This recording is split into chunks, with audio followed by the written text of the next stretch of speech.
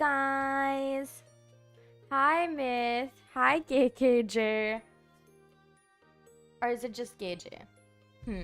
That's such a... I'm having my dinner because I kind of slacked off on dinner and then only started eating it right now.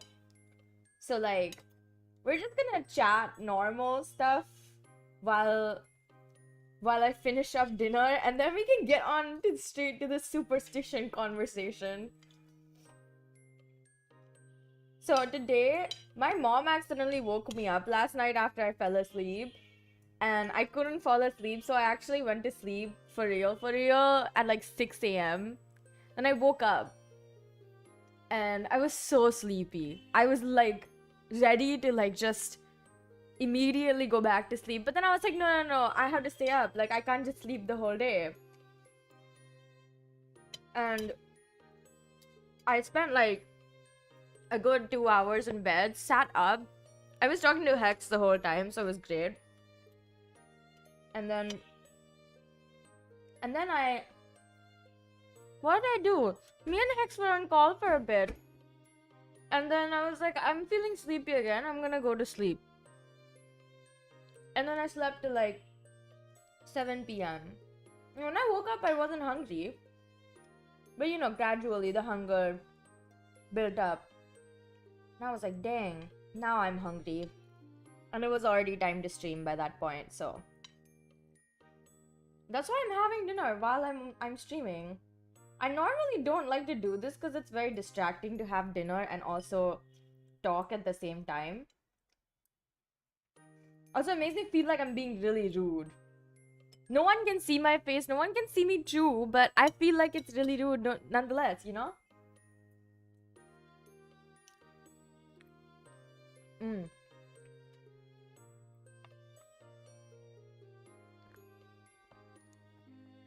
Yeah.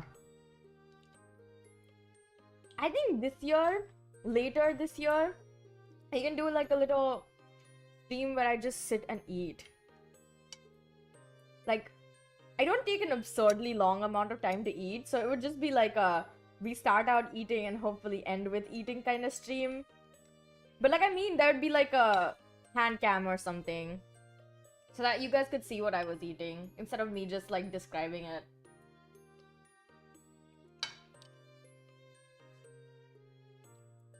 Today's dinner is not that... It's really not that fancy. It's just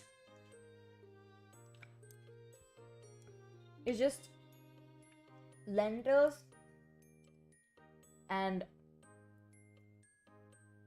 dosa, which is really good. And because I didn't want to get my hands dirty, I'm eating it with a fork and knife. And I bet if anyone saw me doing this, they'd just be like, oh my gosh, Mew, you're being so pretentious. But trust that sometimes you need to pull out the fork and knife because you don't want your hands to get dirty.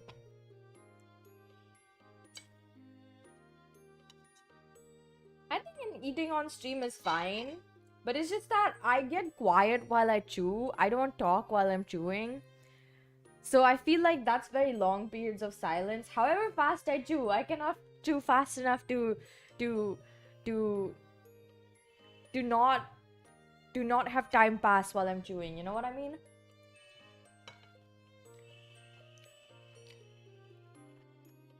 But dang, this is so good.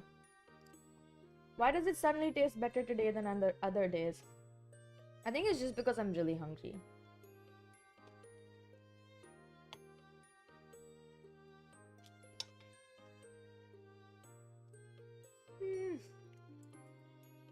Hunger makes it so that even the most normal shit tastes so good. Like freaking 5-star.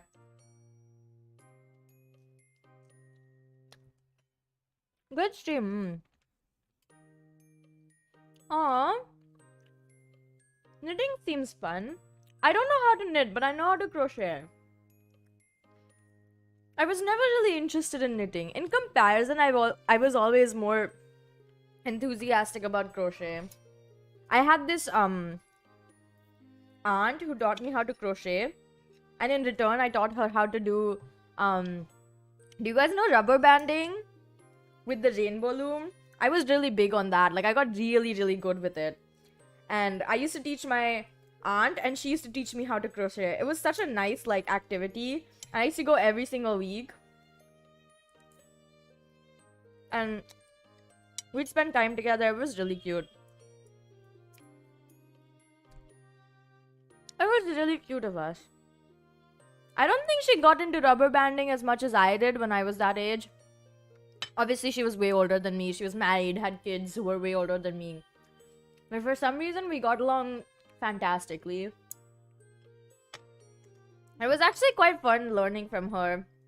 Because she didn't like... She was like... She was not one of those people who was like, you should practice 24/7 and stuff like that. Which kind of bothers me whenever people say it. Because I'm like, bruh, how much can I practice genuinely in one day? It was fun hanging out with her too, because she was like quite nice to me.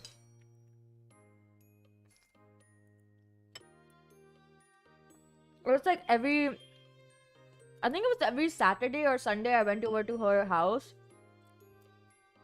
And then I'd get my crochet supplies. I mean, no, I'd get my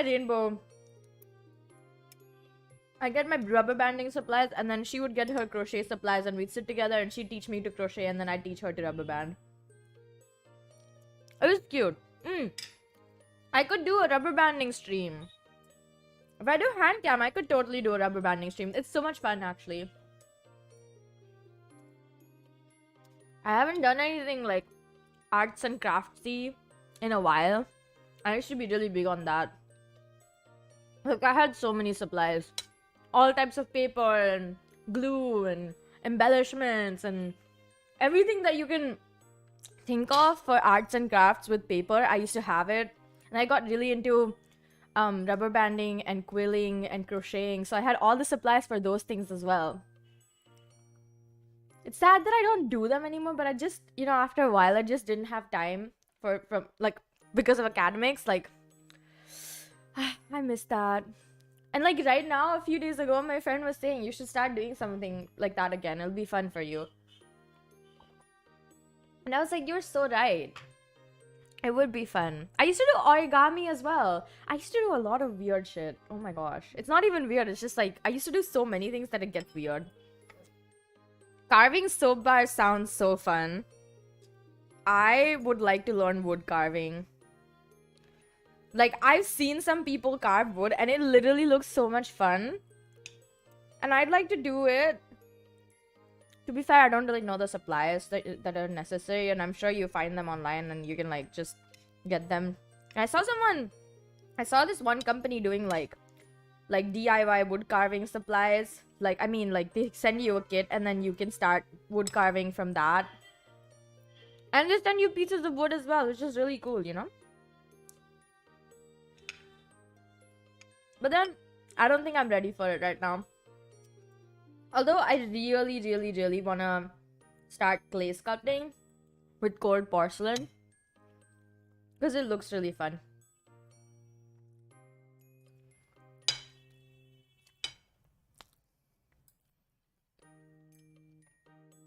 Sculpting with cold porcelain, I've seen someone do it. I've seen actually multiple people do it. It looked so soothing. Plus, it looks so soft. Like, I feel like it'd be fun to pinch and squeeze, you know? Which is kind of why I want to do it. And then, there's a lot of DIY clay recipes. For cold porcelain, at least. That you can just make at home with, like, stuff you would have around your house. So, I'm like, that's very fortunate for me.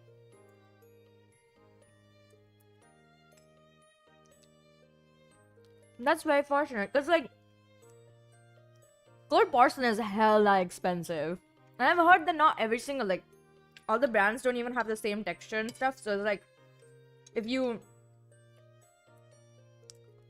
buy a certain brand of cold porcelain, you might not even like working with it. But the recipe I saw looked how should I say it? Like, it looked very easy to work with. It looked really easy to work with, actually. It looked very soft and fluffy, almost eatable. It looked kind of like a cloud. I'd commissioned an artist to make like custom keychains for me and Hex as a gift for her. And that artist used cold porcelain, her own recipe. And honestly, the texture of like holding that feels really good. So like, even more reasons to want to play with cold porcelain. And frankly, having hobbies is important. All of my hobbies currently involve reading. Or more reading. Or watching stuff. Yeah, most of my hobbies just involve a lot of reading, guys. There's no excuse for me. I just read, like, way too much. Look, I was gonna say, my hobby is researching stuff about history, which involves reading. I was gonna say, my hobby is reading, like, 4 times.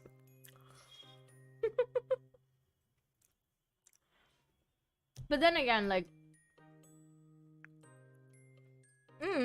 I'm partially psychic, so yeah, you're right. I can read minds.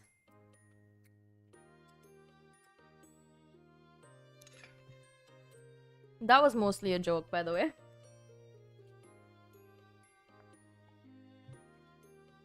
Okay. I'm finished with dinner.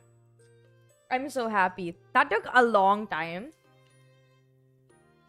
20 minutes is not a long time to finish eating dinner, but like, it felt like that. Let me finally start talking about... Actually, let me move this plate away before I spill it somewhere. So give me a second, I'll be right back.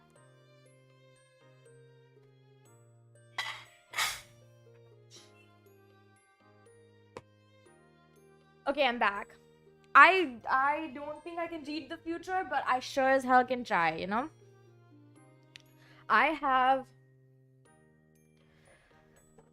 Food is so good. I love food. Okay. Now I can just... Yep. Okay. She's okay now. She's not partially covering up the chat box anymore. Okay, now we can talk about superstition, okay? I'm gonna give you guys the textbook definition that you can find on Wikipedia. A superstition is any belief or practice considered by non-practitioners to be irrational or supernatural, attributed to fate or magic, perceived supernatural influence, or fear of that which is unknown. So yeah, this is the declaration. I am hugely superstitious. Like, I believe in a lot of random shit that maybe people don't really believe in. But I do. I really do. So, yeah. There's a lot of superstitions that I believe in, and most of them are really just things I've heard from other people and things that, like, I've experienced myself. Like, I don't believe in the number 13 being unlucky, but I believe in the number 4 being unlucky. The same way I believe in number 8 being really lucky. You know? Like, I don't know. 8 means, like, fortune in many cultures. And 4 means death in many cultures. And so, like, also just because I don't like the number 4, I immediately give it a negative connotation so I can have more reasons to dislike it. So yeah, and I'm... There's, like, okay, some common ones that I think everyone knows is the theater-related one where when you go up to a performer, you don't tell them best of luck, you tell them break a leg. Because best of luck is supposed to be unlucky. It's not gonna give you luck, it's gonna take away your luck. The same way, like, I never say best of luck to people I'm performing with. Or if they say it to me, I'm gonna be a little bit miffed. But I'm gonna be like, okay, whatever, they probably didn't know about it. Even though I'm pretty sure everyone knows about it. I've never heard of people who don't know about the best of luck thing. Because you don't say that to people who are performing on stage. You should never say that apparently. You say break a leg because there's not chances to break the legs, you know? You say best of luck to sports people. Yeah, you say best of luck to sports people because if you tell them to break a leg, they will break a leg. At least that's what I've heard. This one I've heard a lot by a lot of people that say that don't say good luck or best of luck to, you know, to performers if they're going to perform. I do the touch head thing, that superstition where if you like say something and you don't want it to come true, you say touch your head or touch wood, you know? And what else? Wait, like I know a lot of them, so I'm kind of confused where to start from. I guess you could say like symbols of luck, like the normal ones, ladybug and a 4-leaf clover. Those ones I vaguely believe in. Like I've never actually had the option, not the option, but like I've never actually seen a 4-leaf clover as far as I remember. But I do know that ladybugs are considered symbols of good luck. The same way the number 8 is, you know. And like acorns. Welcome back. The fortune bamboo thing, bamboo being related to fortune, I've heard that one. And then lotus flower as well. Lotus flower being a symbol of good luck and fortune, you know? Those are the ones that I know of, like, and jade, oh my god.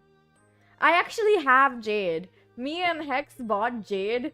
I buy into that one because one, it's pretty. It's expensive as hell though. Like, oh my gosh, tiny piece of jade costs so much money. You saw a couple of 4-leaf clovers? That's such good luck. Oh my gosh, that's awesome for you. Hex and me bought each other jade pendants. And I bought another jade pendant that had like a very pretty red, black, speckled coloring happening for it. And it's all real jade and it was extremely expensive for the amount that we were getting. Like, although that is quite normal, like, I mean, it's just like the price is expensive, but that's what you expect because jade is expensive. But yeah, I feel really cool when I have jade. It's also like keeps it, like, it keeps itself quite cool. Like, I want to wear jade all the time. And I have a pendant I can wear all the time. I just took it off of my ears because I was using the pendant as like a little dangler for my earrings. And it was kind of pulling my earrings down in not a very pleasant manner. It was hurting after a while. So like I had to stop. And then I just had it on my... I had it on my wallet for a bit. But then I was so worried about like accidentally dropping it somewhere that I was like, oh no, I can't put it there. So I took it off my wallet. Now it's sitting on my desk and it's in my hands right now. But I'm gonna be getting like a chain for it soon. Oh, gold being lucky. That one's a big one. I've heard people say that gold is quite lucky. What other things that... Okay, my mom says, or well, at least in my family, we believe that if your left hand, like if your left palm is itchy, it means you're gonna get money. And if your right palm's itchy, that means you're gonna lose money. I believe in that extremely very much. Like every single time my left hand has been itchy, I have gotten money from somewhere. I don't know what the logic is. Maybe it's just like you psych yourself out so it actually happens, or it doesn't even happen, but you still like sort of believe that it does. Which is how superstitions are. Like you're more likely to like believe in something, you know, like when you're already attaching some kind of meaning to it. Like the same way that I don't consider a black cat unlucky, but I do consider a cracked mirror unlucky. Even though I have like one sitting on my coffee table outside. There's just like this cracked mirror that just sort of is there, but it's face down. You're not supposed to see into the cracked mirror. That's the thing. There's this one superstition about how if you use the scissor without cutting anything with it, if you're just like making the sound that a scissor makes, like the kachak kachak, then you're gonna cause problems in your life. Like it causes fights, and I think it's just like not good for relationships in your life or something like that. It's like you're inviting fights and stuff. And then there's another one that's like if you leave one set of your shoe, like one shoe out of the pair upside down, you're you're trying to cause a fight between your family, or you're trying to break a relationship. At least that's what it's supposed to mean. The flipped shoe one, I don't believe in. I believe in the scissor one though. I feel like that one makes sense because it's like you don't know what you're cutting if you're not cutting paper or cutting something in the end. Like if you're just using it on air, you don't know what you're actually cutting through. So you might be actually cutting through your good relationships in life, you know? That one I really believe in. I feel like it's obvious. I never really leave scissors to be like that all the time. What other ones do I know and believe in? The one about walking under a ladder, I didn't get to know about until like I was 13 or something. And I saw it in a book and I was like, oh, I didn't even know this existed. To be fair, I feel like superstitions are very like local.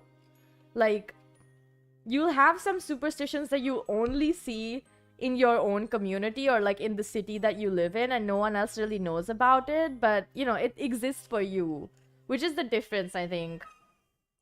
Like, I'm hella paranoid, so superstitions don't help with my paranoia, right? But like, oh, I believe that manaki echoes are lucky, you know? They're so cute. Why wouldn't they bring you luck? They're so cute. I don't know about rabbit's foot though. I didn't even know what a wishbone was until a couple of years ago. I've seen those, like, right, I'm just reading off of a list I found, but like, rabbit's foot and wishbone I didn't know about until a couple of years ago. Because like why would you carry a dead animal's foot around with you? It doesn't seem like a yeah, it just doesn't seem like something that you would think about, right?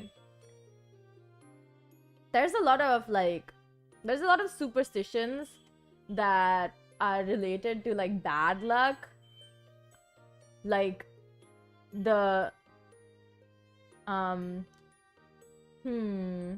opening an umbrella while indoors. I've heard about that one. This is also from a list. I just have a list open so that like I can reference it. But there's a lot of people who say opening an umbrella inside is bad luck. I don't understand what the logic is, but I guess it kind of is, like, because you're giving yourself shade when you don't need any, you know? So like you're hiding away from all the good things that could be coming from your life, in your life. I also think that pointing cutlery towards other people is rude, but in a lot of places it's considered bad luck as well. What else? There's so many. If you tip a salt shaker over, I know that one's bad luck. That one is obviously bad luck. Like, everyone's heard of it.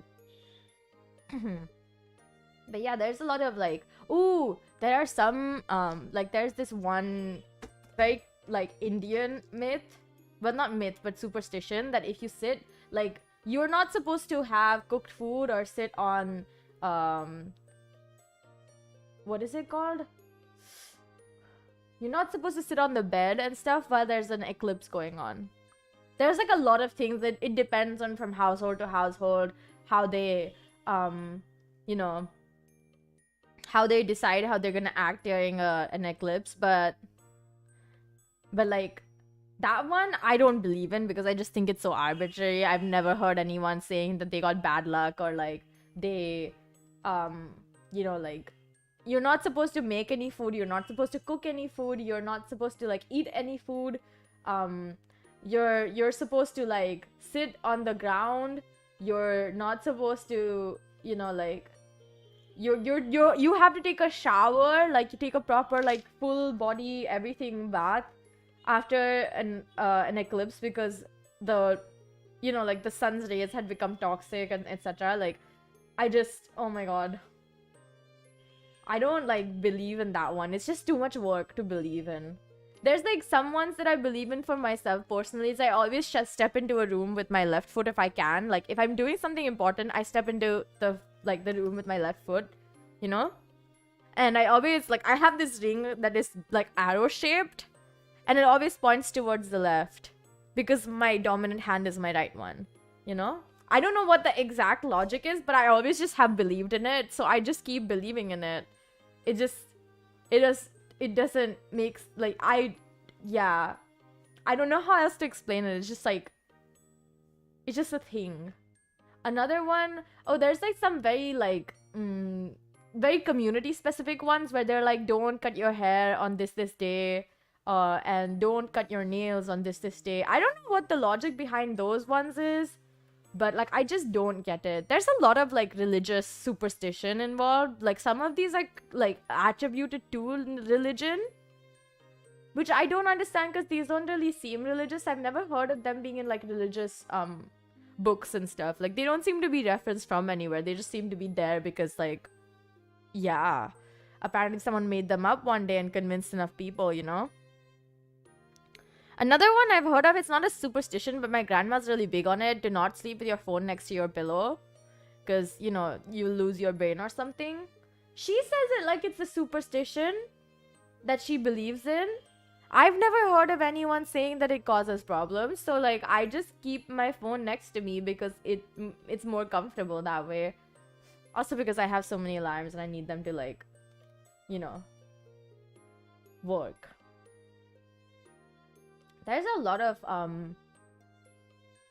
there's this one really big incident that happened with a superstition where someone offered, milk to a idol of some god, and apparently the god drank it, and then, yeah, people went like crazy and like went to give milk so that the god could drink their milk, you know? There's like some superstitions that are like specifically for your house, like how you're not supposed to have a mirror in front of your bed. Yeah, it's bad for the radiation. Yeah, I think it's also because they think there's gonna be radiation off of it. But if there's that much radiation coming off, is it allowed to be sold? Isn't it technically like a health risk? Why doesn't it get talked about more then? Like, that's my logic. I believe in like astrology, so I'm also very obvious about that stuff. Like, I know my like, you know, like how, okay, so most Indians get a birth chart. Like, they get something called a kundli, which is just your like chart. You have your like, you know, all the positions of all the constellations and in which houses they are and everything. And then I have mine, and my mom had hers, and like my sister has hers. It's just like normal to get it done, especially if you're, you know, like if you're of a sort, like if you're if you like, they plan your life according to that. Before you get married, you're supposed to consult your birth chart to see if you're compatible with the person you're marrying. Like, it's a big deal. Kind of because of that, I've always been like very outwardly like big on horoscopes. So like, I know my sun, moon, rising, and I frequently go back to look at my birth chart, and like, I'm very obvious about it. It's not even funny. I don't even think my mom believes in it this much, the amount that I do. I don't believe that it should dictate my life, because I still make my own decisions and stuff. Like, I'm not really making them based on what the birth chart says is good for me, but it's more like I am taking the stuff that it says about me and my future quite seriously and literally. Like, if it says you're supposed to live a good, happy life, I'm gonna take it seriously and believe, yeah, I'm supposed to live a good, happy life, you know? So yeah, there's ones that are just specific to your house, like don't sleep on the west side of the bed or something like that. Like, don't keep your bed on the west, and you have to never turn your back to the north, and like, I think there's another one that's like, don't keep a mirror in front of your bed. That one's pretty common though. Most people say you shouldn't keep a mirror in front of your bed. It's just really spooky. If you wake up and you see yourself and you're like, oh my god, ghost, there is a ghost in front of me. That's what you would think. That's what I would think. There's also like, what's the other one? Like, you're not, like, there's some about windows not being in certain places around the house, and for bathrooms to not have like something like, I'm not sure about all of them, but there's like quite very many. People buy houses according to this like set of rules. It's called vastu, like it's kind of like feng shui. I'm pretty sure it's similar enough that they just use it interchangeably sometimes, because I've heard a lot of people use it interchangeably, and I think it follows some similar principles as well. Like I think they're both following the similar kind of principles. They just have like almost the same outcomes. Like my mom used to be big on feng shui for a bit, and she had like a tortoise or turtle that was submerged in water to signify that she has a lot of wealth or something. I don't know. It was really confusing. I wasn't really big on it. I do believe that how you arrange your room and your house definitely makes a difference in your life, but that's just because there's some psychological like thought behind it. So like I agree that you probably shouldn't like keep your bed to the west, because then you won't get a lot of light, you know, throughout the day. Like it won't be as pleasant as if you had your bed to the east and woke up with the with a nice ray and sun shining on your face, and you know, all warming you up from the inside, etc, etc. But like the mirror thing I believe in as well, but mostly because it just kind of feels wrong to have a mirror in front of your bed, directly in front of your bed, because that would wake me up. Plus it'd be really hard to fall asleep with me staring at myself, you know. Like if I see a mirror, I'm gonna stand there looking at my own face for like at least 20 minutes. Like I every single time I go to the bathroom and I see myself in the mirror, I'm gonna stop and like just admire my face for like a good 5 minutes. It's inevitable, and so I can't have my sleep interrupted like that. I also believe in palmistry. I've been told many times that my like the palm lines that I have are very like fortunate and good and whatever. And so I hella believe in it. So when it's good for me, I believe in it. That's my logic in most cases. It's just like, oh, if it's good for me, I'm gonna believe in it. If it's bad for me, then like I'm not gonna believe in it. Mostly because the more things you have believe are working in your favor, the more they do work in your favor, you know? It's the same way that I believe if I wake up with a smile on my face, my day is gonna go great. So like sometimes after a while, you start making a conscious effort to actually smile when you wake up. Or like be happy about the fact that you woke up. It's really hard to do that to yourself. Like it is like a whole lot of brainwashing, honestly. A lot of these is just me brainwashing myself that everything always works out in my favor, which it does, thankfully. But you know, like it's more like the stuff that you believe in, especially if it's more negative or positive, says a lot about you, which is why I like to know what people are superstitious about. The logic behind me thinking like because okay, if you believe in a lot of negative superstitions, like oh, if you walk under a ladder, you'll have bad luck for an X amount of time, or if you break a mirror, you'll have bad luck for an X amount of time, or if you something XYZ, you'll have bad luck for like those kinds of things. I think that you have like a very when they say Delulu is how did I say Delulu right now? Delulu. I'm gonna start saying it like that just to be cringy. When they say Delulu is the Solulu, yes. It is truly the solution to life, okay? If you can convince yourself of like the most improbable shit, trust that it will probably happen. Since you already like brainwash yourself, it's more common to have it happen and for you to keep believing that that stuff's gonna happen for you. It just works out, you know? But yeah, like if you believe in a more negative superstitions, or more like superstitions that have negative outcomes, I always think that you probably are someone who's very pessimistic and is expecting like life to always not work out in your favor. And if you believe in more like positive superstitions and like superstitions that have like somewhat positive outcomes, like believing that oh, when my left palm itches, I'll get money. So whenever your left palm itches and you see that you do get money, you keep believing in it and you keep getting more money. You know what the logic is? Like if you believe in stuff like that, I'll believe that you're probably someone who has a neutral or like a positive outcome, like outlook in life.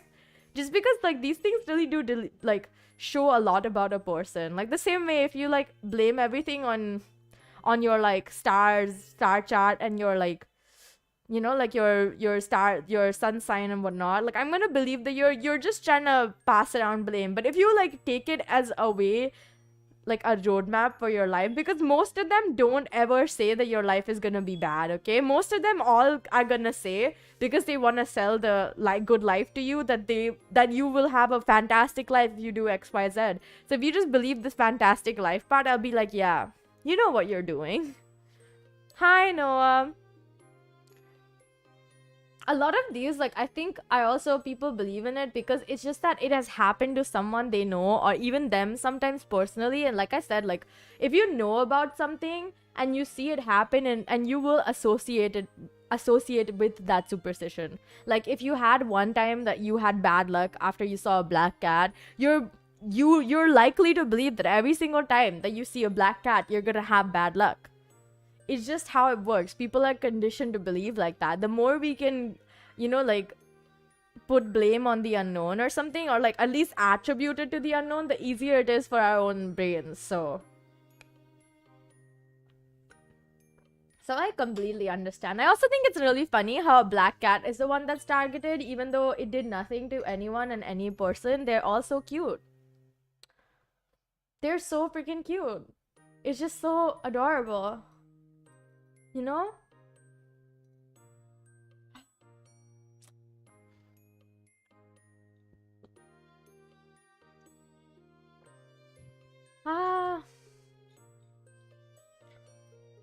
Yeah, there's a lot of lucky symbols that I believe in, like jade and manakineko and what else? Okay. 4-leaf clover, dream catchers, ladybugs for sure. Also lotus and number 8. Those are the ones that I always believe in. Like number 8 for sure. Like whenever I see a number 8, I'm like, I'm so lucky. Wow. It's just a way for me to like mentally keep affirming to myself that I have good luck. Because if you think it, you have it. It's true. Even if people sometimes don't want to believe that, it is very much like that. Because like your brain really influences the way you see your own life. So if you think as in a certain way, you're gonna see your life in a certain way. Like if you keep thinking that you're so sad and mad and everything sucks, then you're gonna see more parts of your own life that make you sad or mad and make you feel like everything sucks. And if you keep thinking of like, oh, everything is so good and like life's great and I'm so lucky and everything always works out for me, you'll see things that work out in your favor. So it's just that these things kind of like affect the way that we see our own lives. I don't think they necessarily affect the whole world. Like it's not like the whole world will turn in a different way just because you think in a different way, but you make yourself feel like that, so it kind of makes you feel like, yeah, the whole world does what I wanted to do. Not in like oh my god, I have so much power and I can make the whole world, you know, the whole world's wrap around my hands. But like after a while you will start to feel like, oh, like everything does sort of work out for me even when I don't expect it to, because you condition yourself to see the good parts, you know. Acknowledge that are obviously bad parts. You can't avoid the bad things, but like you start to notice the good things more than you do the bad things, and that changes the way you think about your own life. It makes you more happy, at least. Hi, Ramon. Yeah, it changes things internally. Exactly. It just changes your own mind about life. At least that's how I would say. Like after, okay, my mom, she works in like, she's a psychologist. So she knows a lot of psychology and she actively, you know, reads more psychology related shit. And by like extension, she makes me read them for some inane reason. But I read a lot of them by chance. Truly, I don't want to read as many as I did, or I do currently as well. But some of the things that keep getting repeated is like just that you can change how you think. You can't change things outside of your control, but you can change how you think about things. And that changes everything for you. Exactly. If you believe things are going to be good, you're gonna dismiss negative things way easier. Like, I feel like a real example that I can give is that, mm, a real life example that I can give is that, okay, in like 6th or 7th grade, even though things were fine for me, I did not have a great outlook for my own life. Like, I kept thinking, like, life it kind of sucks and, like, you know, it isn't great for me because I didn't have like a lot of friends and I was struggling to keep up with people in my life. So I was just like constantly like, oh my gosh, life sucks. Why me? And so the more things I noticed, the things that I noticed the most were things that were negative or had like bad, like bad things coming for me. And so I even though I had good things in my life, which I can recognize now since I have, I'm seeing it from a different lens and a different perspective. But at that point, I just didn't have that. I just kept thinking everything sucks and like the world has it out for me and that, like it just isn't good for me. Like nothing's good in my life, even though there were lots of good things. So yeah, it just changes how you think about your own life. And I feel like the sooner you change the way you think about your own life to have like a more neutral to positive kind of thought process towards your own life, the sooner you will realize that your life just keeps getting better. Because you stop noticing, but stop letting bad things have as much control over your emotions and your thought process and your mindset, because you're always trying to see the better side of your life. And frankly speaking, I tried to do that way earlier than I think anyone I know, because I read this one novel called Pollyanna in 5th grade or 6th grade or something, and immediately let it become. No, wait, was it 5th grade? Maybe it was 7th grade. I'm not sure, because I remember reading an abridged version from the school library, and then I remember getting a unabridged version on my iPad, like way back when I first got an iPad. So maybe like 7th grade, I read the unabridged version. And maybe a year before that, I read the abridged version. So like somewhere 5th to 7th grade, I read that, and there was this one thing that really stuck with me in the entire book that I don't remember at all. But the one thing that I do remember is that the main character played this game called the Glad Game because her life was kind of sucky. And somebody was like, hey, if you keep looking at the bad things, you're never gonna see the good things. Like, basically, that was what the point was. And she was like, okay, then I'm gonna play this game where I try to find one good thing, one thing I'm glad about in any situation that I feel is terrible. And I decided, you know what, that seems like a great idea. I'm gonna adopt it for my life and somehow manage to actually make it through to my entire life up until now. From when I started to now. It really does work though. Thinking about one good thing when things seem like terrible makes life so much easier, because you're like, at least there's this one good thing. If everything is bad in the whole wide world, if there's one good thing, does that not change the way you feel? Because at least there's one good thing. You know? A very like recent example would be okay, wait, what's a recent example that I can talk about that's like my own life?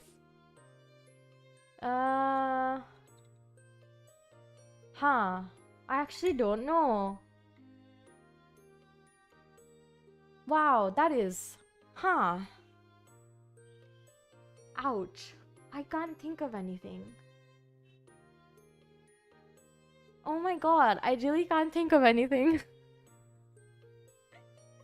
I can't think of anything I thought was like, oh, I should be glad about this because things are terrible. Well, I mean, that's also a good thing that I couldn't find anything to think about, that I was just having a bad time. Well, okay, wait. Okay, I can think of something. Like, when I got stuck on that really annoying airport for 5 hours.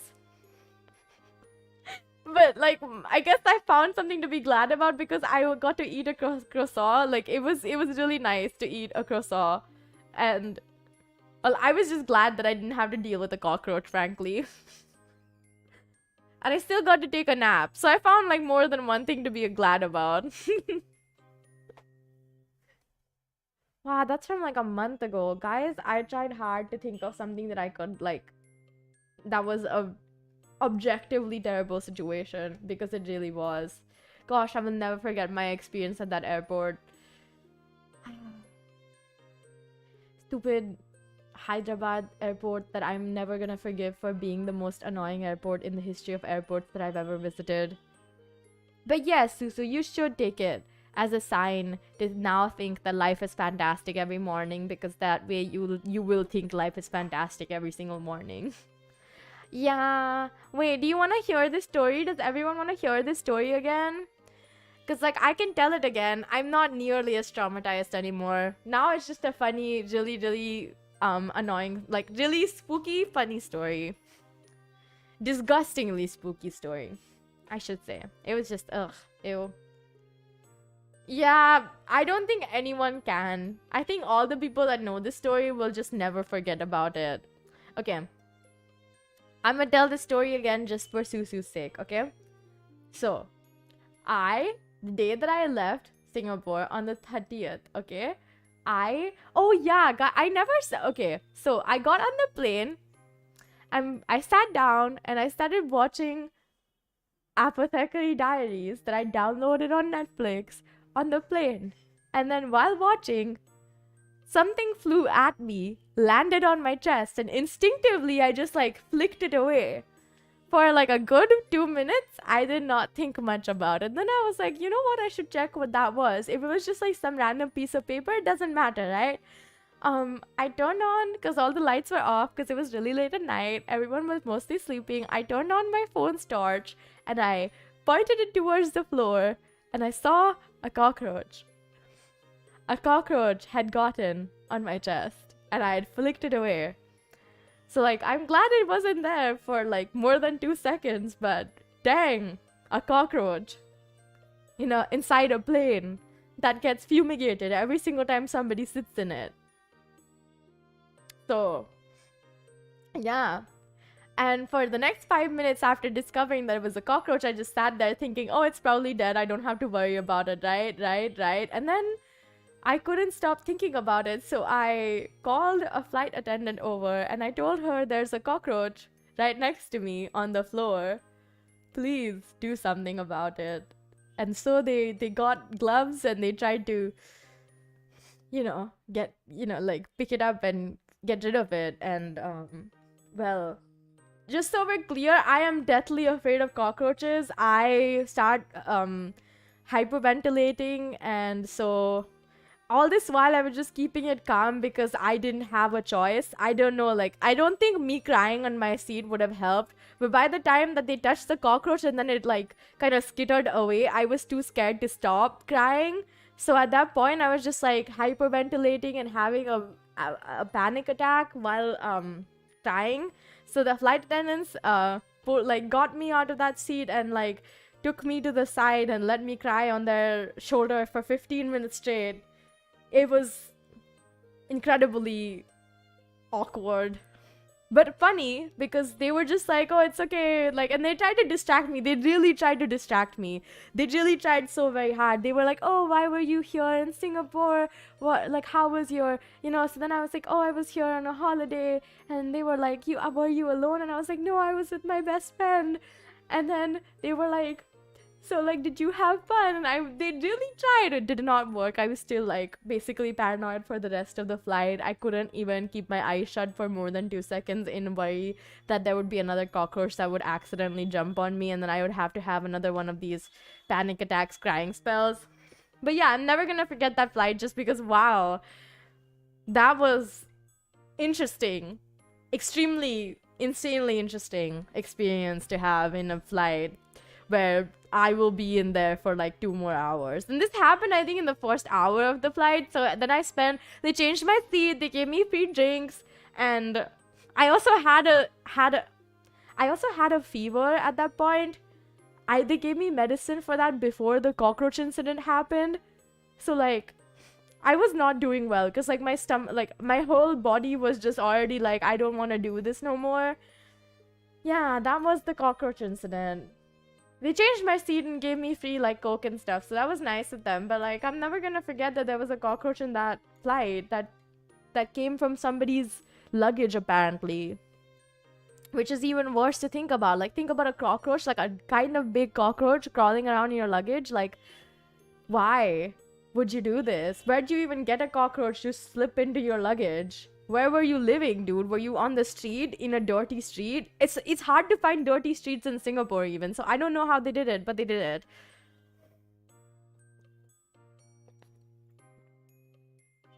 So yeah, that's the cockroach incident. Best cockroach flight story ever, guys. I would tell this story for generations. This shall be part of my legacy. And it's always gonna be called the cockroach incident. Ah, yeah.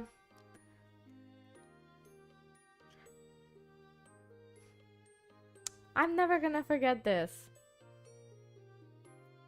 The worst part is after that, it wasn't even a comfortable, like, nice airport that I got stuck in for like 5 hours for my layover.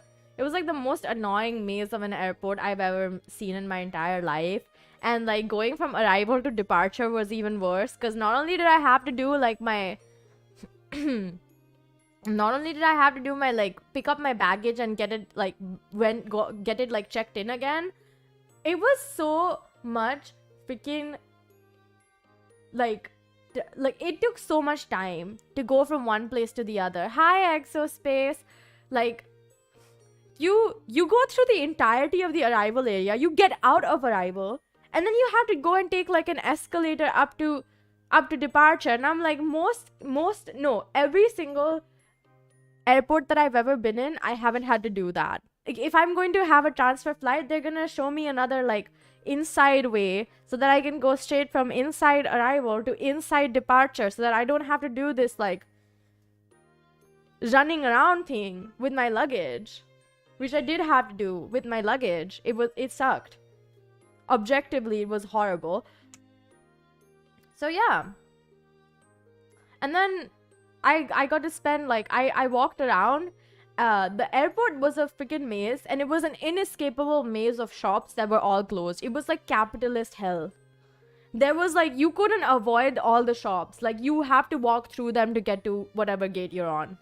Or even where, to the point where you can like change like the floor of the, so that you can get to the gate that you're on. You're gonna have to walk through like hundreds of shops. There's no other way. It was like honestly kind of annoying. Not kind of, it was hella annoying. I was just very confused, and I was just like, this is not something I want to do in the middle of the night when I'm already hella pissed off because I didn't get enough sleep, and I also am hungry. And the worst part was there were not any shops open. There were barely any restaurants, and so I got to like where my gate was at the like the lowest floors, I think. And there were only vending machines there, and none of them worked.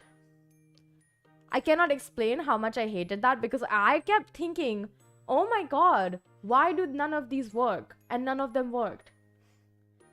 I went to like 3 different ones so far away from my actual gate, but none of them worked. And I finally was able to find a shop so that I could buy like a bottle of water, and then I got a croissant as well, because I was like, I'm kind of hungry, I should get something to eat. And then I ate it. I ate the croissant and I drank some water, and then I just went off to sleep for a bit. Eventually I woke up and it was like still 2 hours before my flight was supposed to be there. So I just waited for 2 hours doing nothing, honestly. I just sat there spacing out.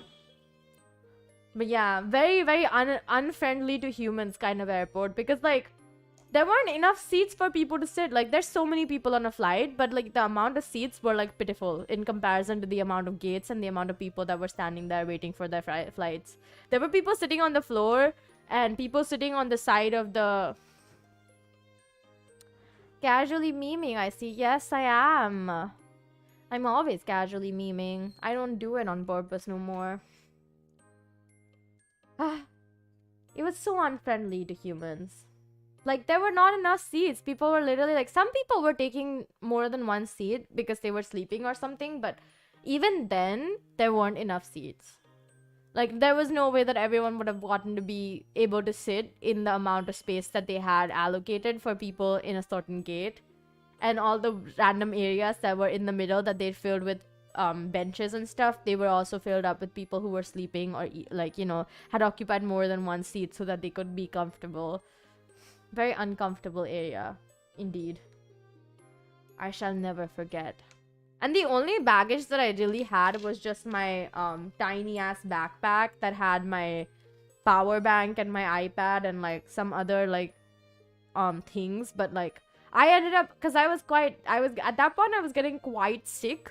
I really very badly needed to sleep.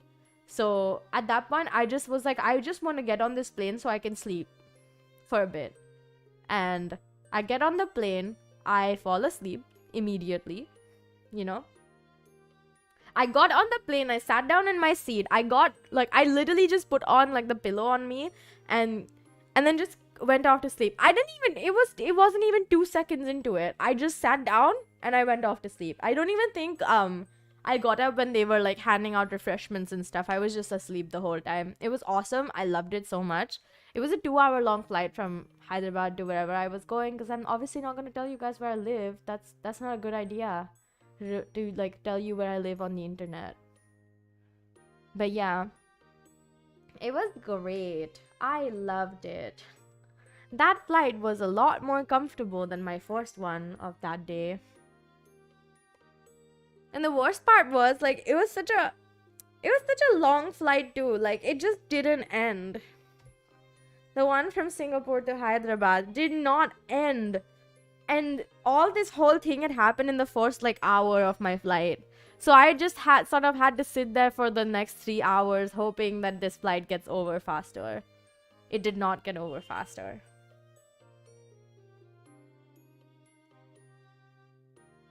Still a fun day though. It's a normal thing to doze off on a plane. It is. It is quite normal. I'm looking forward to dozing off on more planes this year. I normally don't like to sleep on my flights because, like, it makes me, like, feel very insecure. I'm very paranoid as a person, so I'm like, what if something happens and I'm not awake for it? Also, mostly because I'm a very heavy sleeper. Like, once I'm actually asleep, it's very hard to wake me up unless I want to wake up, you know? Like, I will sleep and I will keep sleeping and I will sleep through a freaking... Well, I can't sleep through a fire. I've tried. I woke up the last time I was in a fire situation. It doesn't take... Okay, you know what? Maybe I'm not that much of a heavy sleeper when I think about it. I'm just a moderately heavy sleeper. But if it's in, like, a place like a plane where I'm, like, intentionally blocking any and all noise because it's always so noisy, it's gonna be hard for me to wake up. So, yeah. I just ended up... Yeah, I just don't like to go to sleep on flights. But this one, I just didn't have a choice. I was like, I'm too sleepy to actually stay up. So I'm gonna go to sleep. 2 hours is not considered a long flight. Because every single time I go anywhere in the country, it's around an hour or 2. So...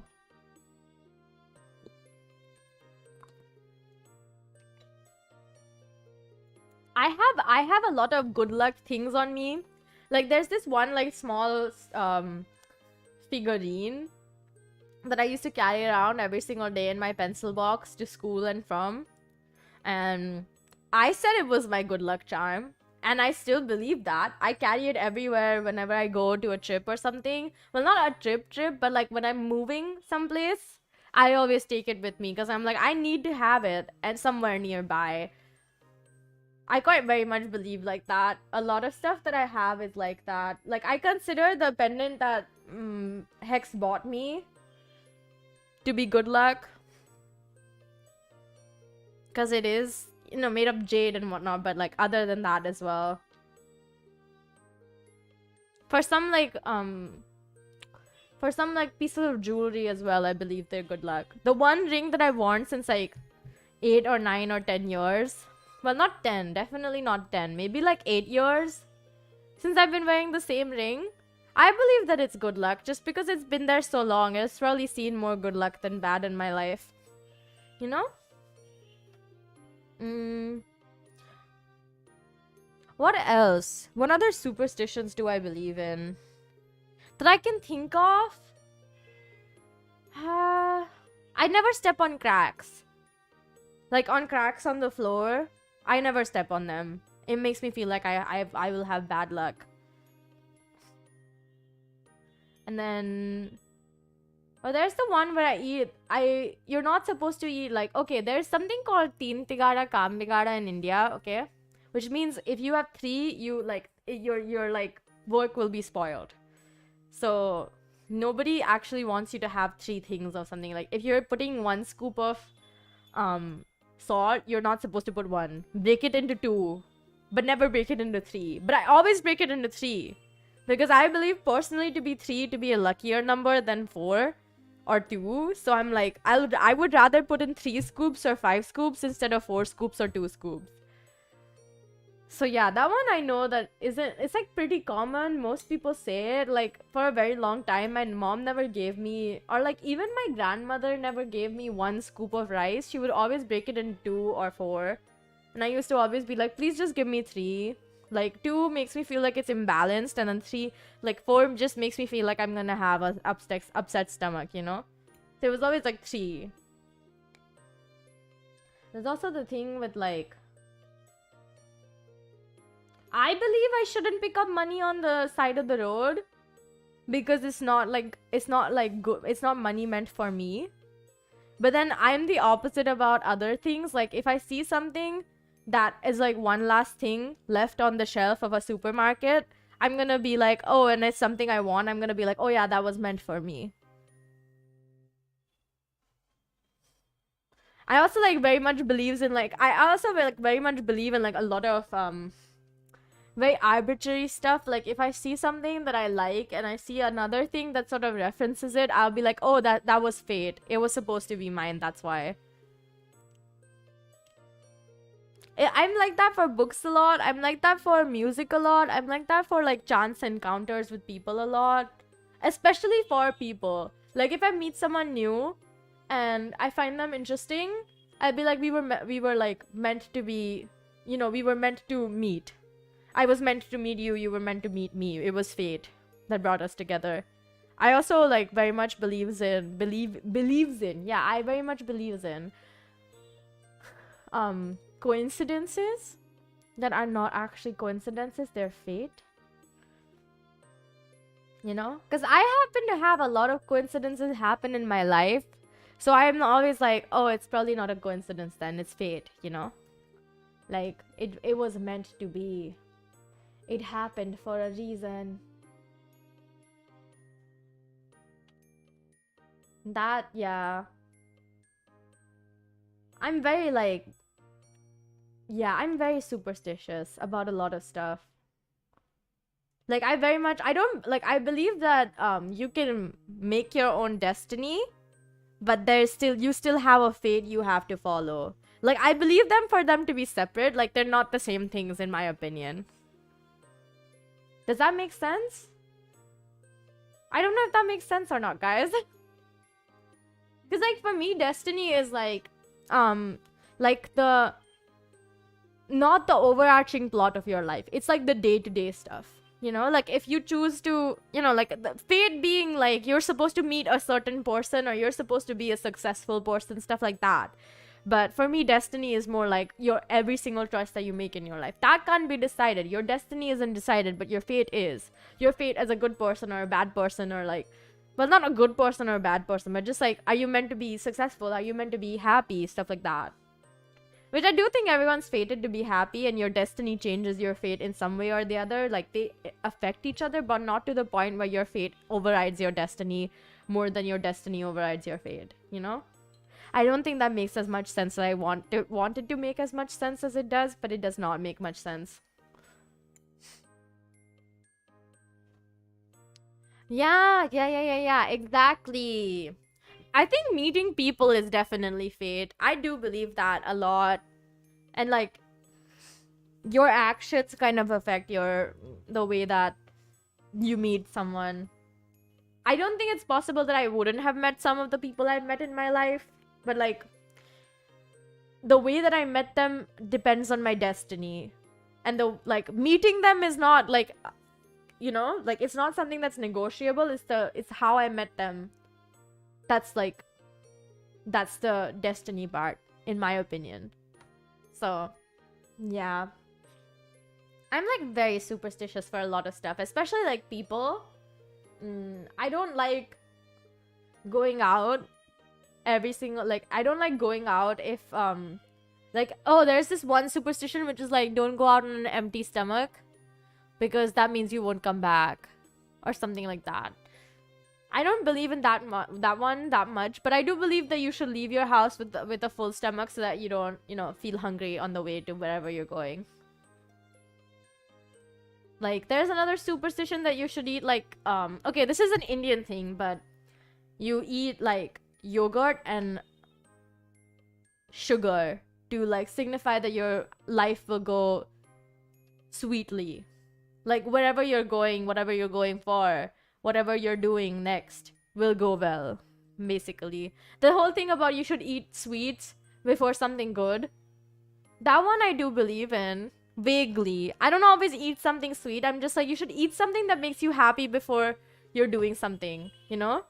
If it's a big thing, because it makes me feel like, oh, if you're like giving yourself energy, that means you're more likely to succeed. So it's just about improving your chances at success. That's also something I believe in. What other thing? Oh, okay, wait.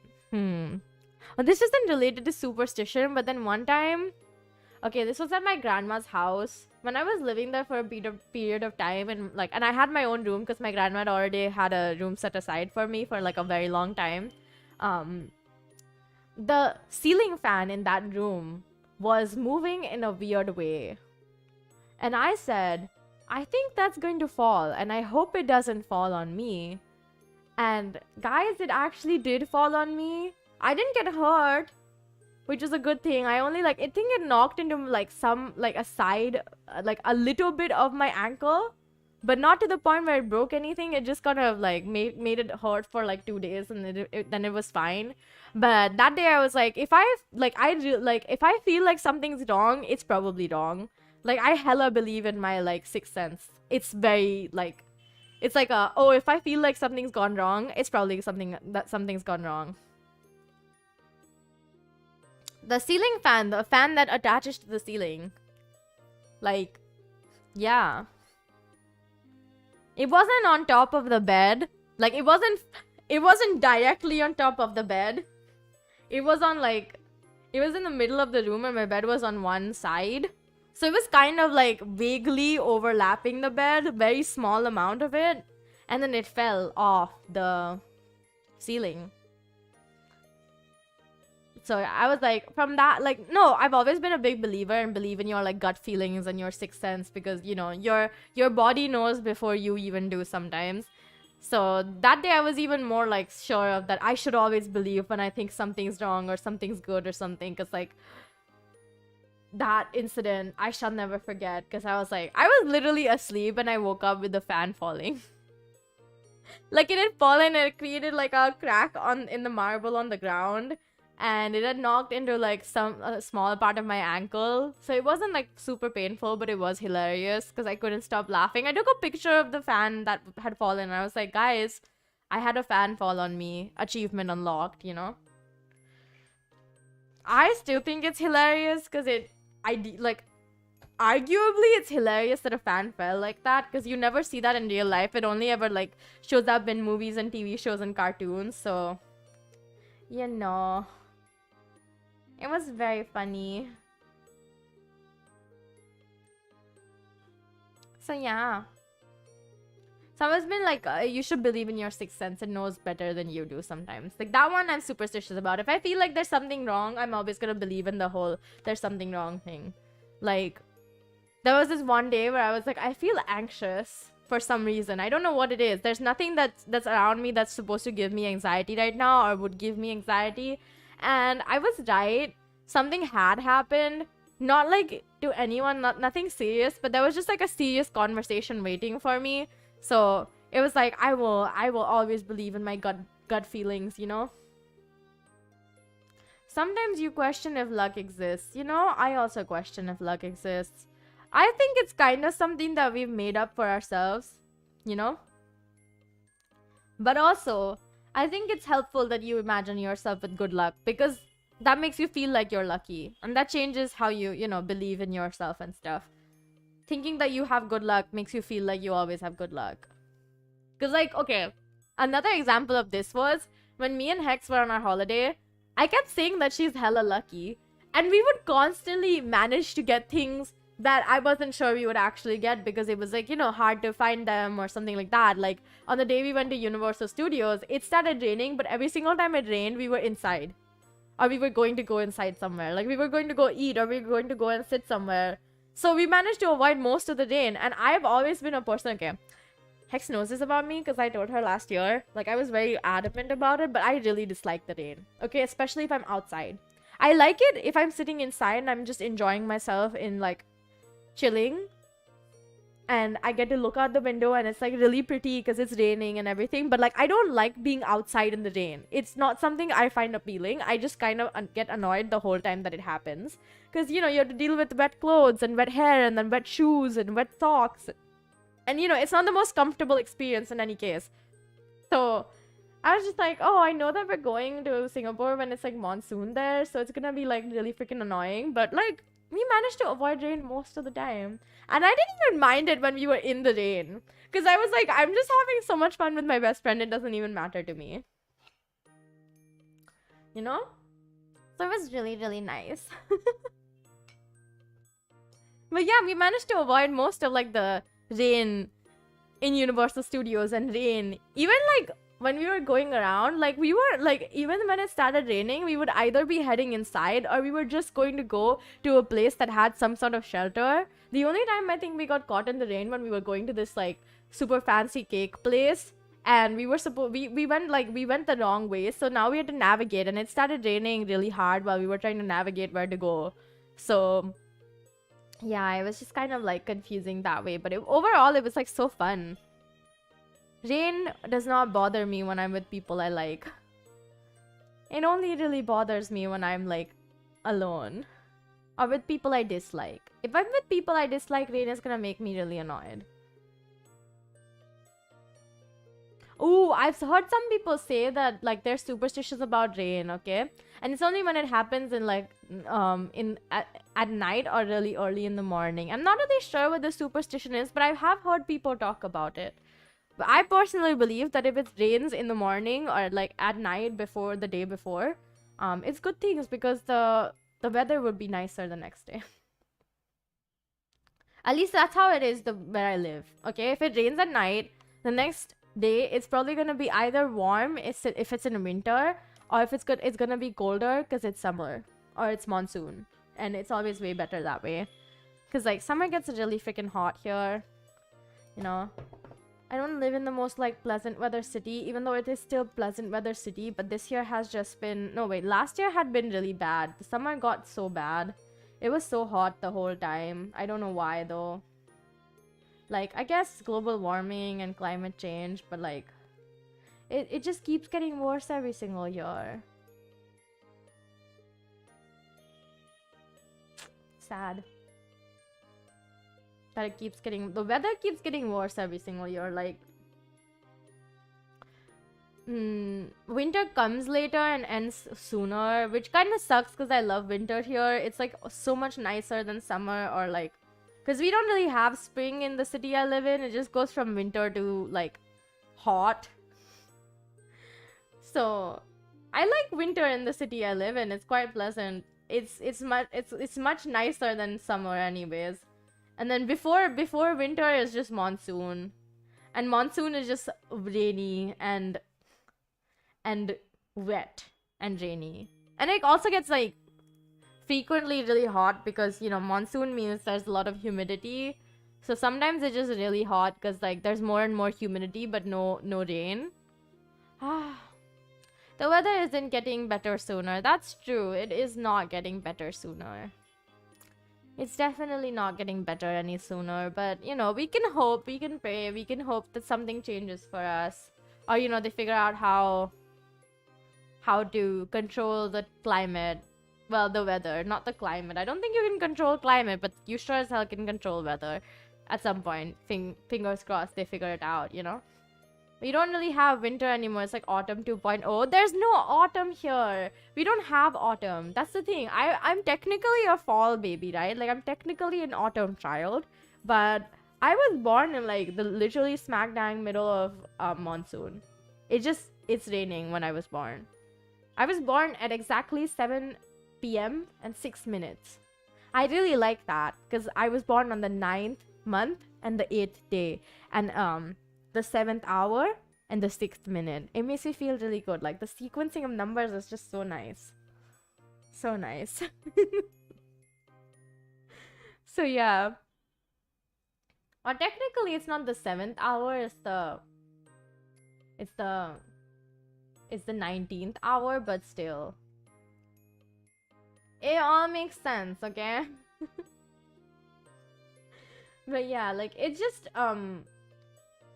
really hot. It used to be much colder here. Like, even during summer, it wasn't as unbearably hot as it is now. Because, like, I think last year it got to, like, 43 degrees or something. And it was really hot, guys. It was, like, so warm. It was incredibly hot. And I just couldn't take it that much. Also, because I stopped going out in the summer, and that just meant that I wasn't really going out at all. Like, I just wouldn't leave my house in the morning. Until like evening when the sun finally went down, so it was slightly more like less hot, but still quite hot, you know. Can't believe summer's gonna come by very soon again.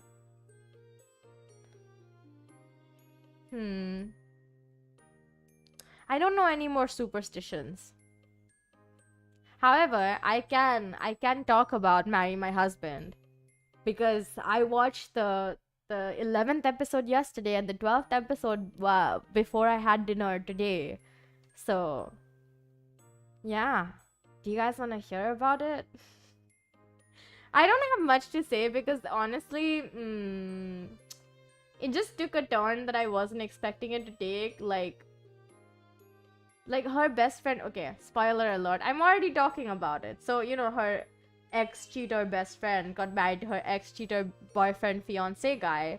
And they, like, in the 11th episode, all that happens is they get the invitation, it gets passed around in the company, everybody's pointing and laughing at the ex-cheater boyfriend fiance guy, and then, you know, like, the female lead obviously gets to know about it because her, like, best friend sent her an invitation, which, you know, now she has a relationship with the male lead, so they're together, but then, so they go to the wedding, they attend it, the female lead says, like, oh, thank you for picking up my trash successfully, like, and then the, you know, the ex-cheater BFF is just like, oh my god, no, I stole him, you know, like, no, she doesn't get to have, like, any say over my mental faculty, everything. And you see that the ex-cheater BFF and, like, the ex-cheater fiance boyfriend's mom, they're just, like, so annoying together. It's the worst. And so she gets married, and then, you know, the male lead and the female lead attend together along with, like, some other co-workers, and then we get to know that one of the other, like, side characters has stomach cancer, and also that the male lead had a fiance that the female lead didn't know about. He broke up with his fiance because he wasn't really interested in her. So he was like, if I have someone else I'm interested in, I'm gonna break up with you. Not like actually told her that, but he was just like, I don't want to actually get married to her. So they broke up, and then the fiance shows up and he's like, what the heck? And the fiance is like, well, I mean, I know I wasn't mad that you broke up with me, but I didn't know it was for a woman. And so obviously the female lead is like, oh no, I made a mistake, like, I can't date him. That's the end of the second, like, 11th episode. Okay, 12th episode, which happened today, she breaks up with the male lead, and she's like, well, you did not tell me that you had a fiance. And then he's like, well, but you don't, but, like, you know, since they both, like, went back in time, he was like, but you didn't hear like, about me getting married at all, right? So, like, I'm not lying to you. I don't really care about her, and I don't have any intentions to marry her, and I did not, like, we were gonna break up anyways. I just sped up the process, you know, like, I just sped up the process, like, I'm not interested in her, like, no matter what. And so the female lead is like, Oh, but that doesn't matter because like somebody or the other gets hurt by the person that gets, like the person that runs away, that leaves them behind.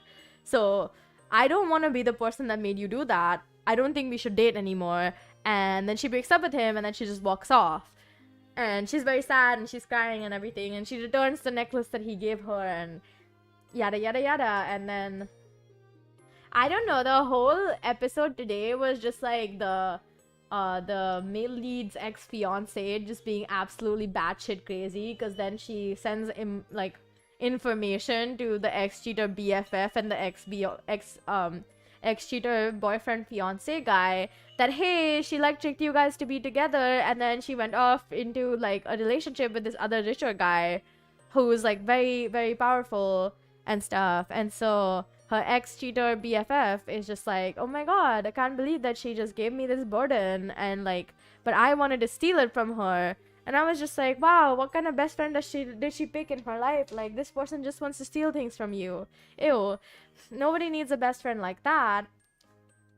It was kind of a boring episode, not gonna lie. I was just like, wow. This is quite... yeah. Anyways, the episode ended with the ex-fiance of the male lead trying to kill the female lead, but accidentally getting the male lead into the car accident. Okay? Like, the ex-fiance had planned for the female lead to be hit with a truck, but then the male lead knew about it somehow, I don't know how, and he stood in front of the truck, inside his own car, like faced towards the truck, and then died. Or, well, he didn't die, he's gonna go to the hospital next episode, but like, it's kind of anticlimactic. I was just like, wow, there's no reason for this to happen, but it did, huh? Fun. That's really all that happened.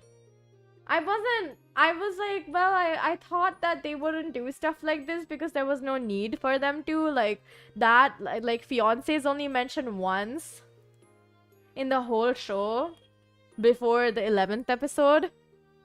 She's only mentioned once, like, in passing, like, oh, what about that girl? And he's like, well, I wasn't planning to get married to her, and I don't think we need a business marriage anyways. And then the conversation ends. So I mean, like, I kind of knew they probably would bring her up again, because why even talk about her if she's never going to be brought up? But, like, not like this. Not as, like, a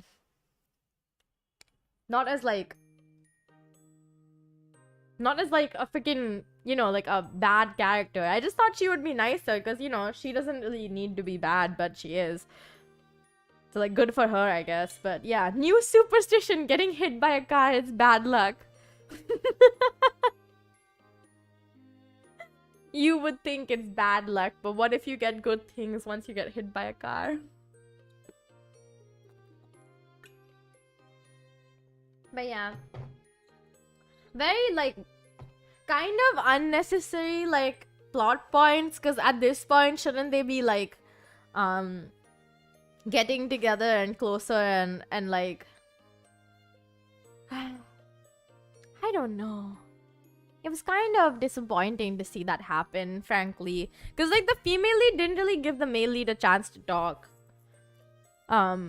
She was just like, she was just like, well, you already did it. I don't want to be with someone who, like, did that. So, like, well, she didn't really say I don't want to be with someone who did that. Like, it's not like he cheated on like, anyone, even his ex-fiance. He broke up with her before they started their relationship.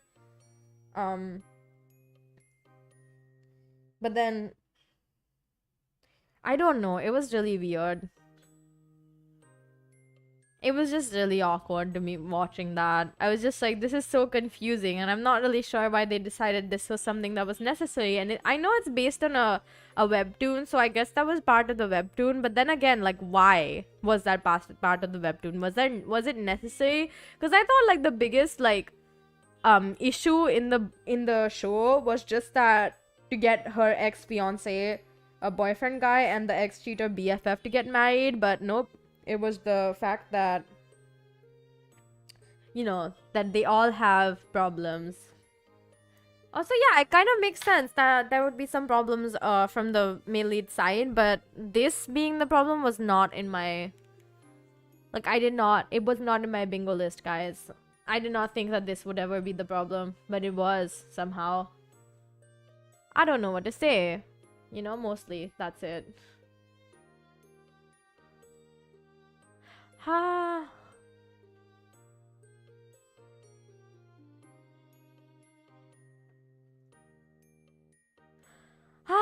I don't know.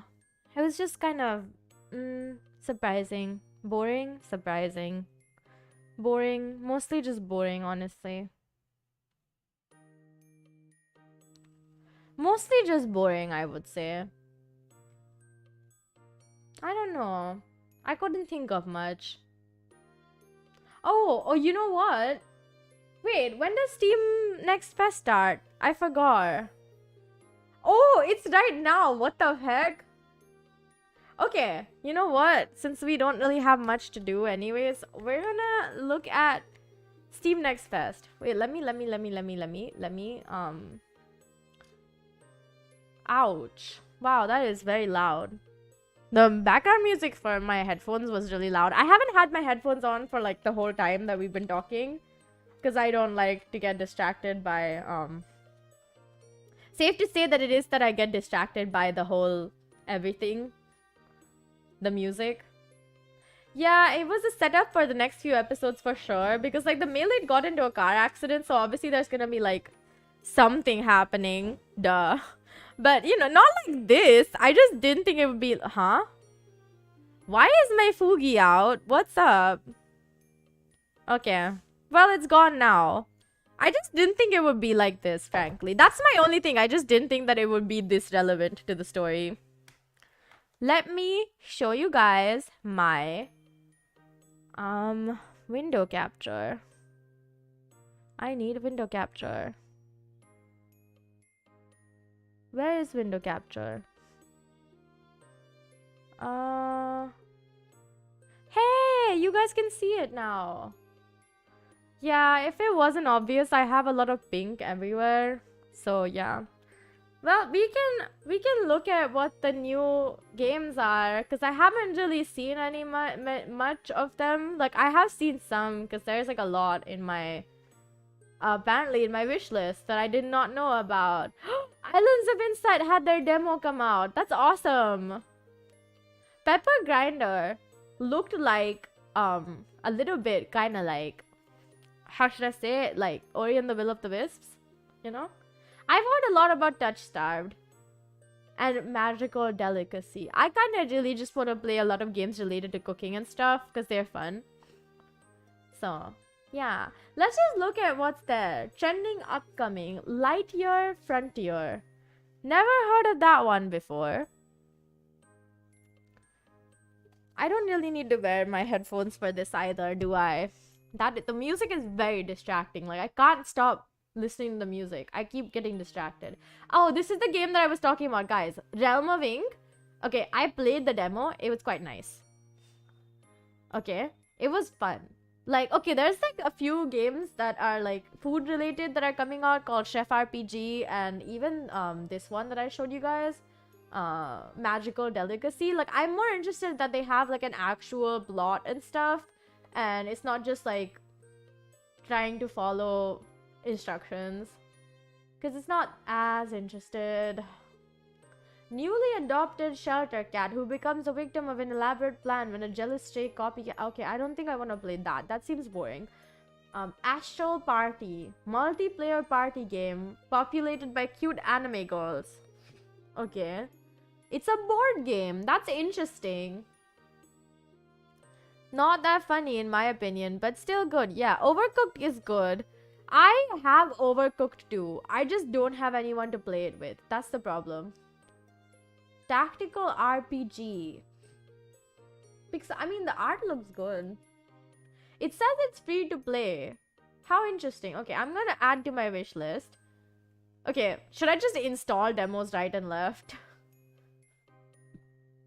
I don't know. Should I install demos? Rotwood. This one kind of vaguely looks like,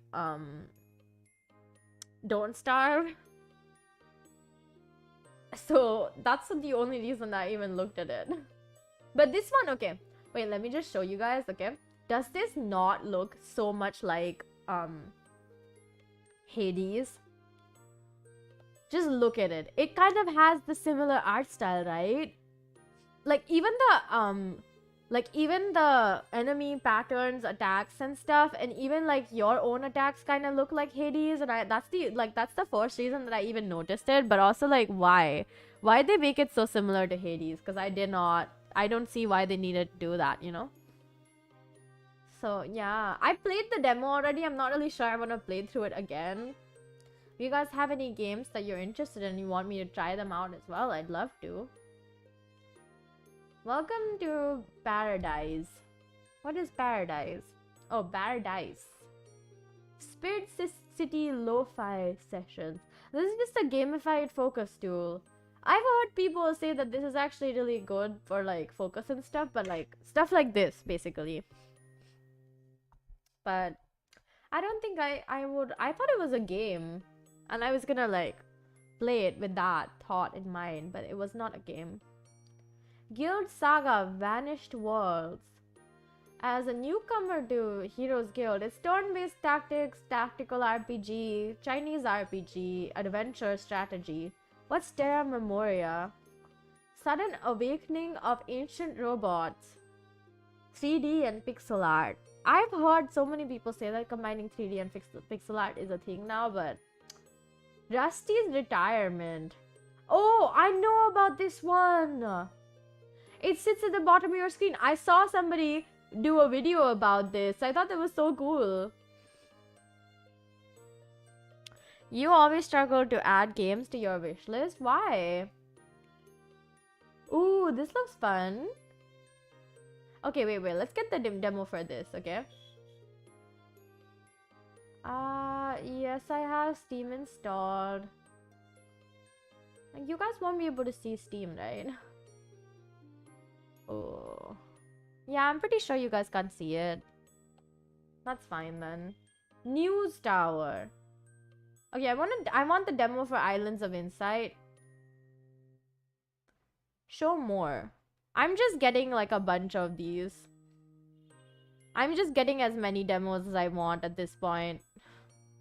Magical Delicacy, yes. Pepper Grinder. Oh yeah, this one too. I want to try some of these because like they look fun. Oh, some of them already have pre-purchase. Wow. Oh, this looks fun. We should install the demo.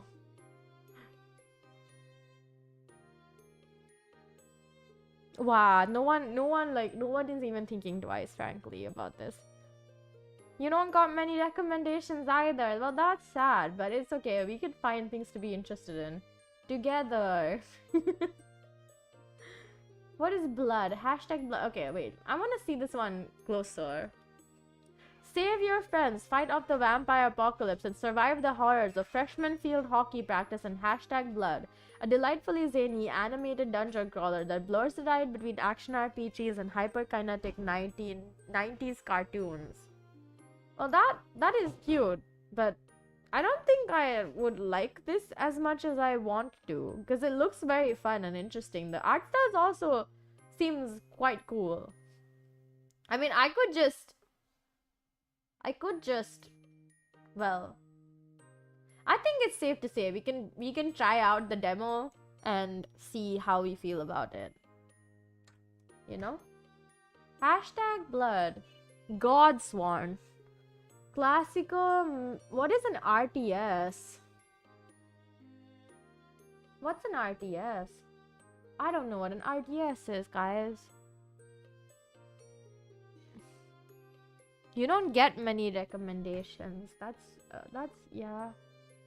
Honestly, I just watch a lot of game content at this point. I started watching a lot of stuff about games, so I had like some knowledge, but I just ended up real-time strategy. That makes sense.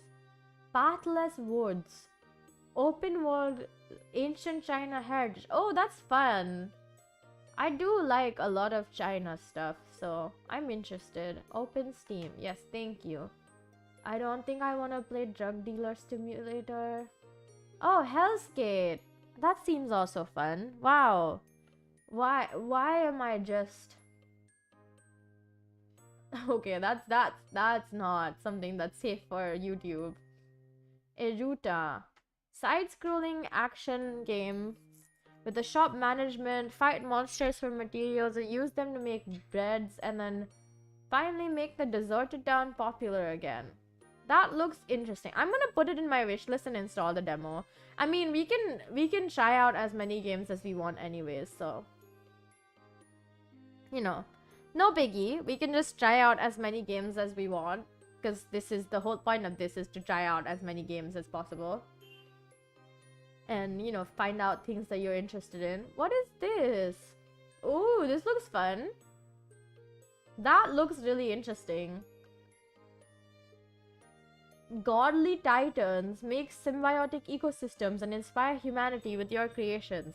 Their achievements unlock new possibilities, make different planets for different human spirits, and fill the universe with life. That seems cool, right, guys? Oh, this is quite interesting.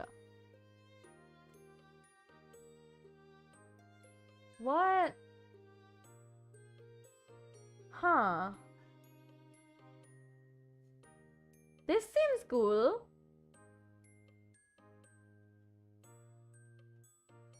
Wow.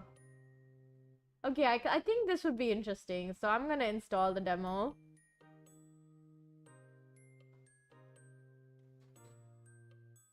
Aha. Dragon Eclipse.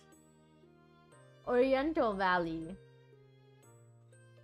Why are there so many like cozy game kind of games coming out?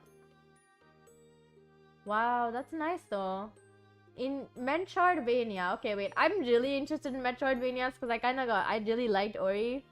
And so I want to play more. And I know Hollow Knight's a really popular one, but I'm not sure if I want to start Hollow Knight right now or not. Or if I'm going to buy it anytime soon. But I do want to see more new Metroidvanias. New ones, you know? Where shadow falls, it begins. I'm going to give it the old... I'm listening to it. Oh! Hey, that looks fun. I don't think this art style is like my favorite, but you know, it still looks fun. It looks interesting. I don't think I want to try it though. Coffee Caravan. Oh, that's cute. Huh. Berserk Boy. Ah, there's so many cool games now. Mine, there's always been really cool games, but like, there's so many more. What the heck? Oh my gosh, I think this year's Wholesome Direct is gonna come out soon. Wait, let me see. Let me turn off video capture for like 1 second. I'm gonna check on what happened in Wholesome Direct last year, because I don't actually remember. Oh, it came out in October. I see. See, I really... Oh. Well, that's not the Wholesome Direct page. Give me a second, guys. I'ma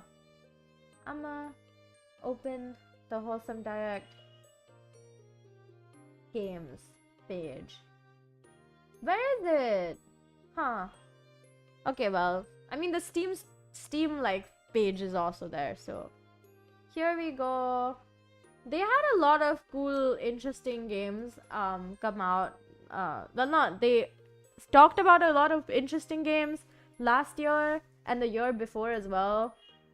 I think I started following them in 2022, so this has been a long time coming. I've never really talked about it as much, but they have a lot of cute little looking games.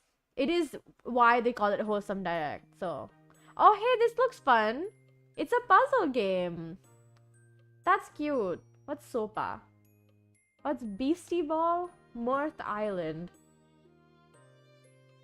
There's so many games, guys. There's so many games.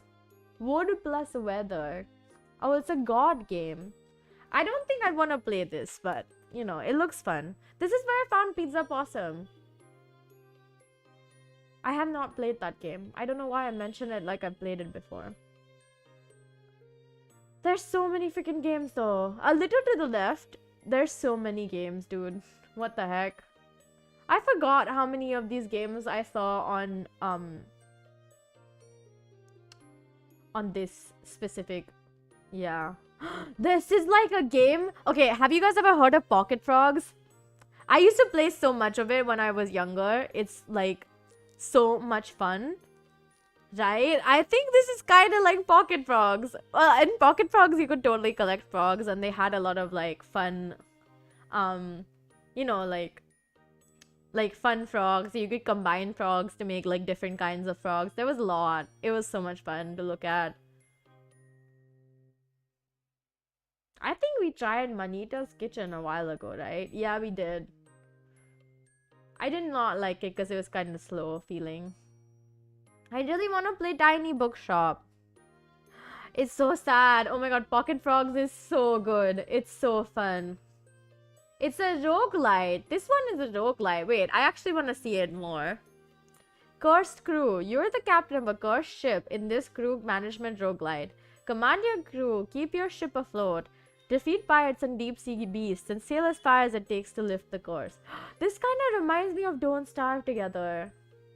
I mean, there's no curses, but do you guys see the art style kind of has this like Don't Starve vibe to it?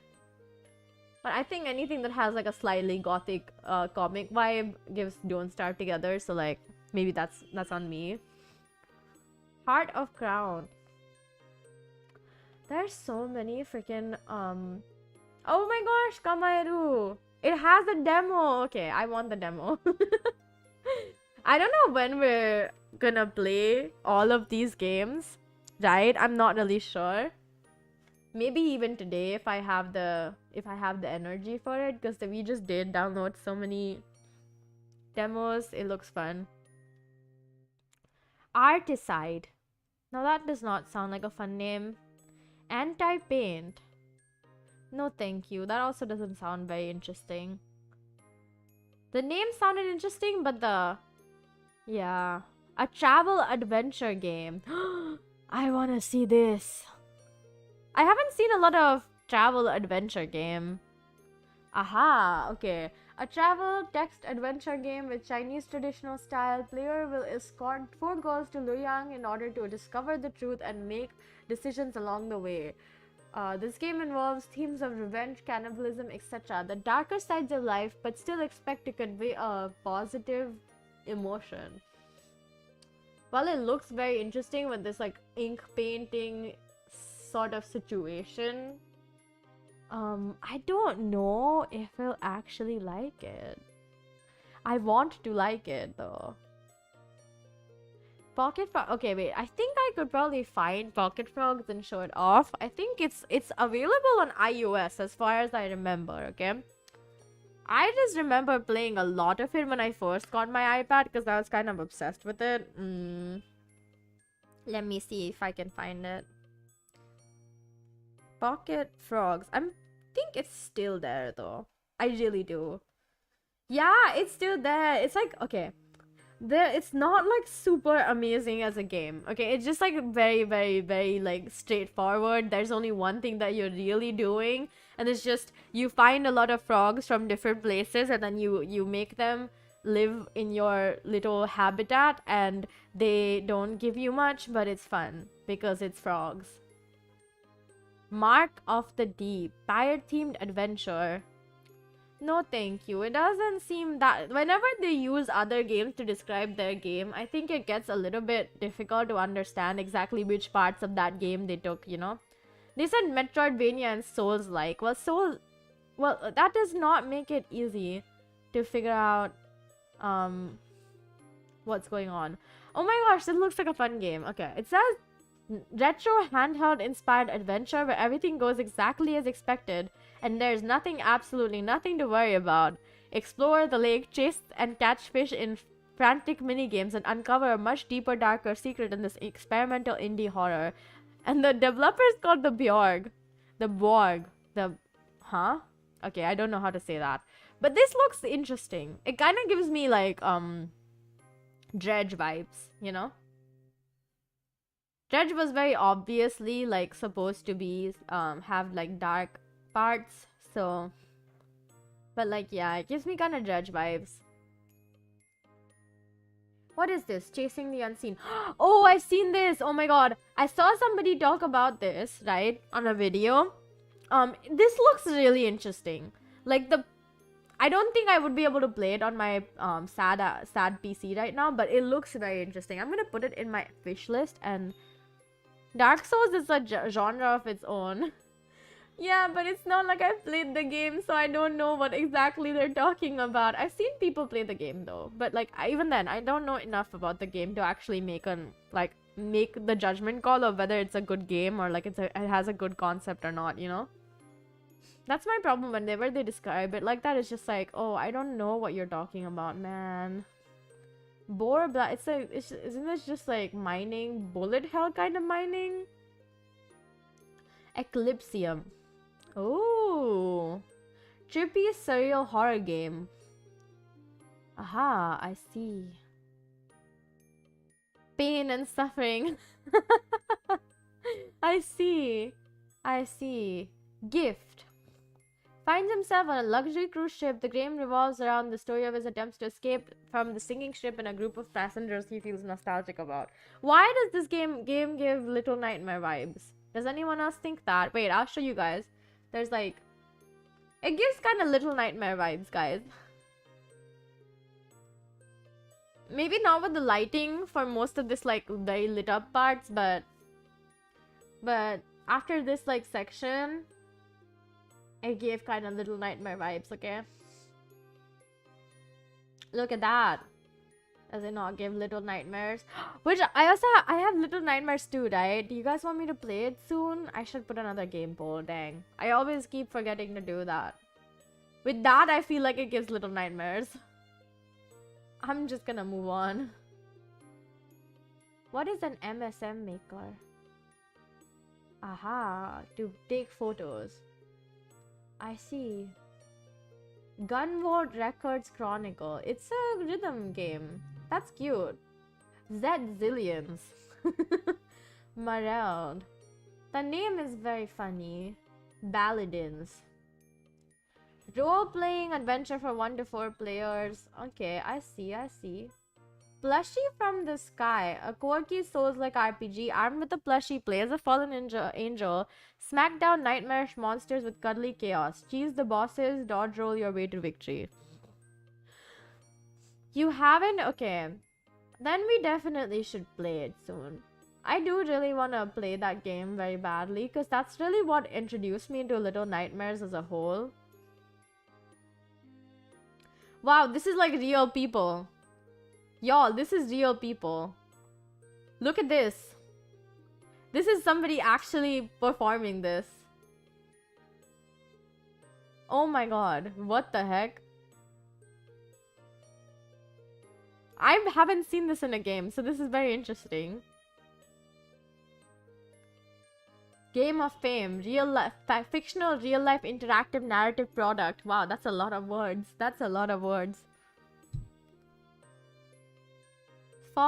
Phosphie. Ah, interesting. Now this looks very cute. And it also kind of looks like Ori and the Will of the Wisps. With the different kind of... I mean, the style is still different, obviously, but... Aw, this looks cute. Oh, I think it is a Metroidvania. It is Metroidvania. Oh, interesting. I think it has different mechanics than Ori for sure, but like similar enough where it feels familiar, but still different. I don't think I want to play this though. The visual isn't interesting enough. Kind Words 2, Lo-Fi City Pop, Touch Starved. I really want to play Touch Starved when it comes out. Not right now though. Like when it comes out, I want to play it because it looks really fun. And I have seen people talk about it a lot. Ooh, the diner at the end of the galaxy. Ooh. It sounds like the restaurant at the end of the universe. And I really like Hitchhiker's Guide to the Galaxy, okay? So like, I want it. It looks fun. It gives me like cooking manager Diner Dash vibes. Yeah, oh my gosh, it does give Diner Dash vibes. I do really like Diner Dash. I used to play a lot of it. Wow. Install. Let's just, yeah. I'm insane and I need to stop downloading this many demos without playing some of them. Cats and Seek. Ooh, another cat. Oh, well, this is interesting. You can change the color to try and find different cats. I think that's what's happening. Oh, okay. Other side of Mist and Mountain. There's so many games, guys. Like, I don't even think I could find every single one I was interested. Oh, okay. That was a mistake. Everyone ignore it. Astic. Huh. I want to see it. Hi, legendary 3D gamer. What's up? Just a Metroidvania. Just another Metroidvania. Why do they all have a very similar art style? I saw like 3 Metroidvanias, right? They all seem to have a very similar art style. You want to ask me something, but you doubt that I'll say yes. Well, if you don't ask, I have no idea what you're talking about. So you should ask. Yeah. Oh, this looks like an interesting game, guys. I do love the name, Prim. I like the art style as well. This looks fun. I wanna play it.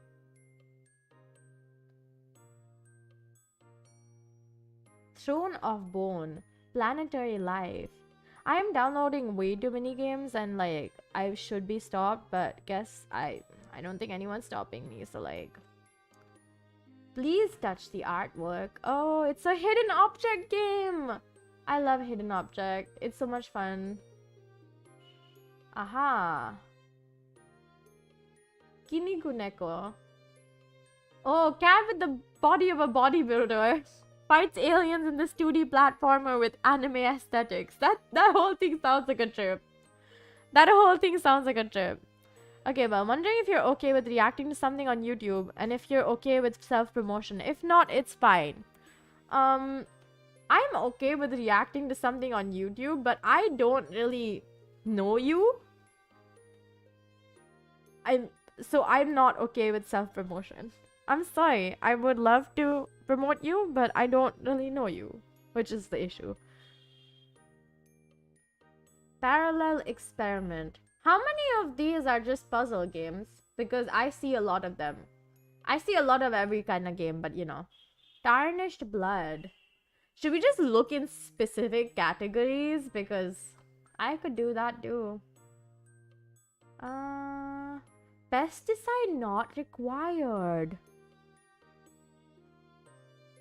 Yeah, I can do a whole stream just trying out games. I know that. I've done that before. And it's so much fun to do like demo playing streams because they're like so fun. Oh, this looks like a fun base building game. It looks pretty. I like how clean the art style is. I do like more stylized stuff, but this is also pretty nice. I think I should play a base building game soon. Because I think it'd be fun. Like, it has a lot of...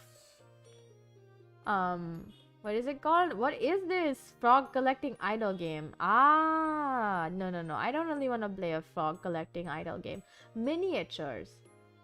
Playable short story collection with 4 graphical adventures. Explore, interact, and watch the world shift. I think this would be a cool game, but I don't want to try this demo because it says it's a short game. What if they gave like two of the short stories in the demo, and then what do you play in the actual game? Aha! This kind of is like little to the left. It also has a cat, so wow, they're not even trying to hide that it's a little to the left. Electronics Puzzle Lab. Quit today. Hey, this seems like a fun one. Look, the art style is very interesting. I want to hear what this music is like. Ah, The music is also quite interesting. I don't think personally I'd enjoy this, but I think I've seen this before somewhere. I don't know where, but I have.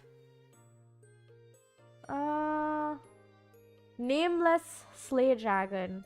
I don't think... Let me see how many I've downloaded right now, okay? Completed 11? Okay, wait, no. That's not including... okay. Well, it's still like... 1, 2, 3, 4, 5, 6, 7, 8, 9, 10. Wait. No, wait. Seriously, 11?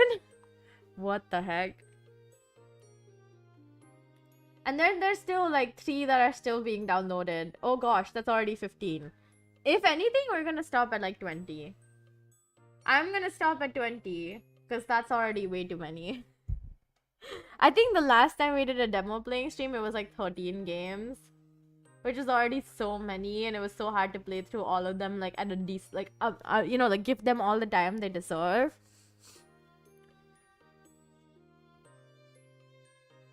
Honeymoon, mystery journey. Yeah, I'm fine, actually. I don't need to know what happened on your honeymoon, man. Like, I don't really think I need to know that. Ghost of Cat Sushina. It's a cat with sushi. Sushi cat. Okay, Once a Tale. Cluck Mech Oasis, the local. Will you will keep going? I should probably stop, but this is a lot of fun. I really like looking at games.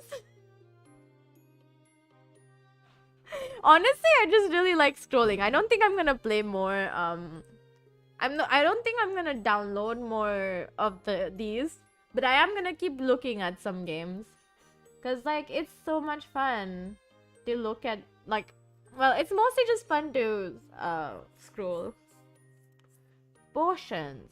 Yeah, no, I'm fine. Fallen Down. Stellar Initiative. You know what this looks like? Oh my god. This looks like the tank game I used to play. I forgot the name. Oh my god. What is that tank game's name?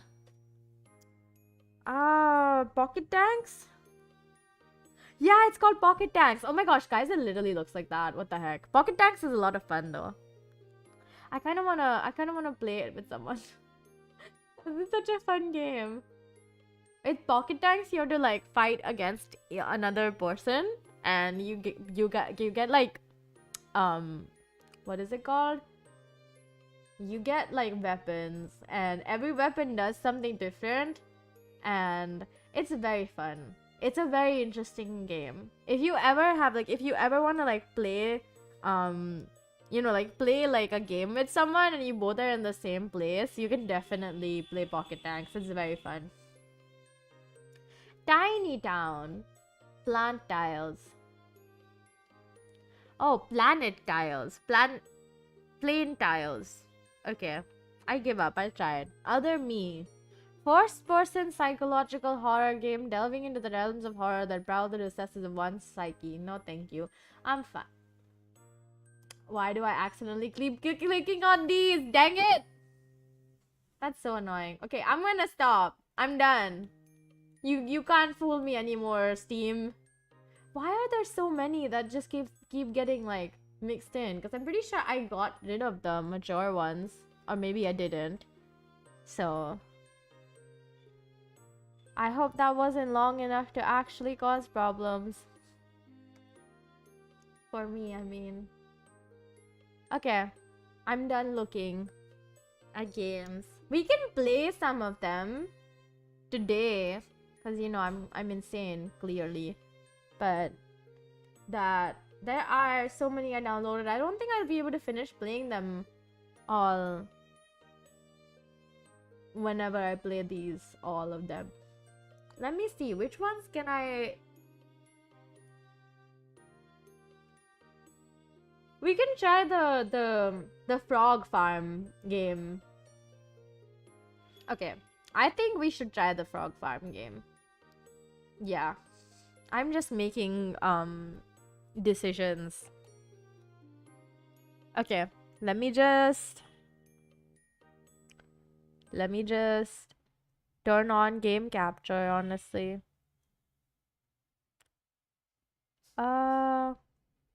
I think you guys should be able to hear the music as well now.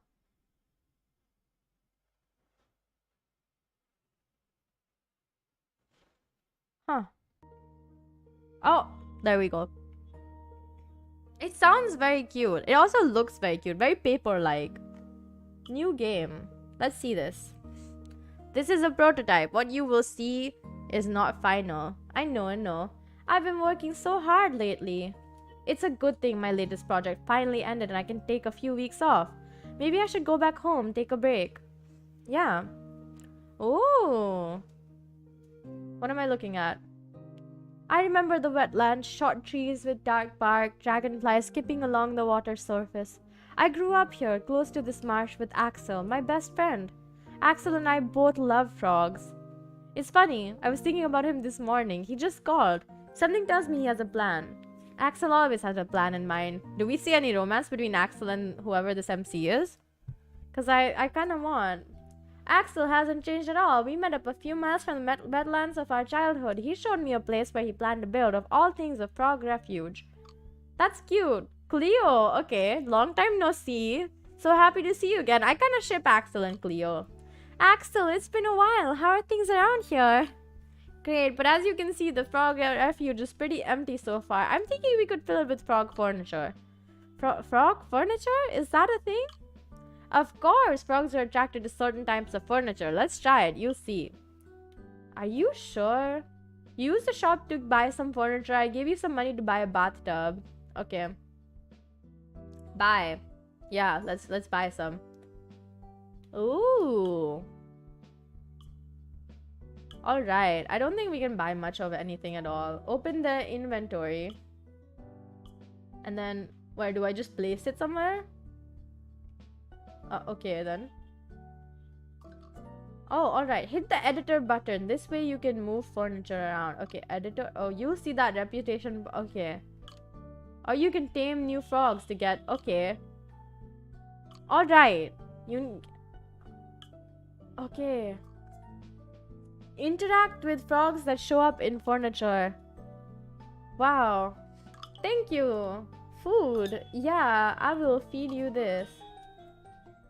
Oh, I got the frog already. Yay, we tamed the frog. We can name the frog? Okay. I'm gonna name this one Banana Nana.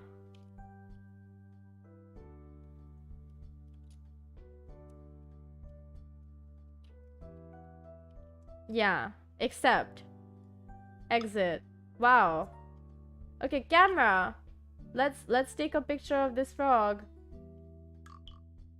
Look at that! So cute! Frog decks only. Alright, frogs. Shows available frogs and the probability that they will spawn. I see. There's so many. Wow, there's so many, guys. What the heck? Okay, Axel seems thrilled about his project. He details his plan. More furniture, help the wetlands, and build a refuge. Okay. What do you think? You in to help me? Of course, this is such a... Okay. Alright. Okay. Journal. Okay. I can do this. Yeah. Oh, wait, no. We have to buy stuff from the shop. Buy. And then buy. Okay. So, stuff. We have a chair. That we can just place here. Right? And then we have another log that I think we should place here. Right? This is awesome. Oh my god, exit. Oh no, the frog went away. Okay, so you can't get more stuff in demo mode. Feed all. Yay! We should call this one Sylvie. Wow, frogs! How awesome is that? Oh, look at that. Oh, I don't have any food. How do I get more food? Huh. How do I get more food, guys? How many? Huh? Uh... How do I catch bugs? I don't understand. Aha. Am I supposed to know how to catch bugs? Because honestly, I don't know. Look at this. Everything isn't available yet. What do you want me to do, my guy? I don't have no food. How do you catch bugs?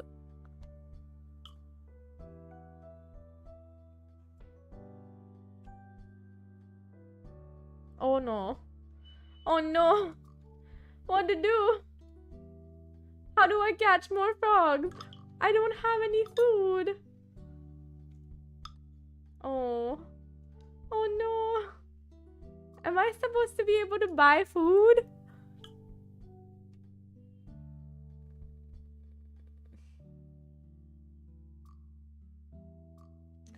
Isn't it? Okay. The thing is, right, I'm not really sure of how you're supposed to buy bugs. Or, well, are you supposed to catch bugs? Because I did not see a way to catch bugs.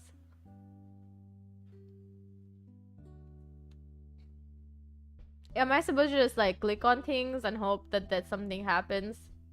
Or did I waste all of my bugs? Huh. Wow. I don't know what to do. Well, you know, this is fine. I don't get it. How do I get bugs? I can't tame them without bugs, can I?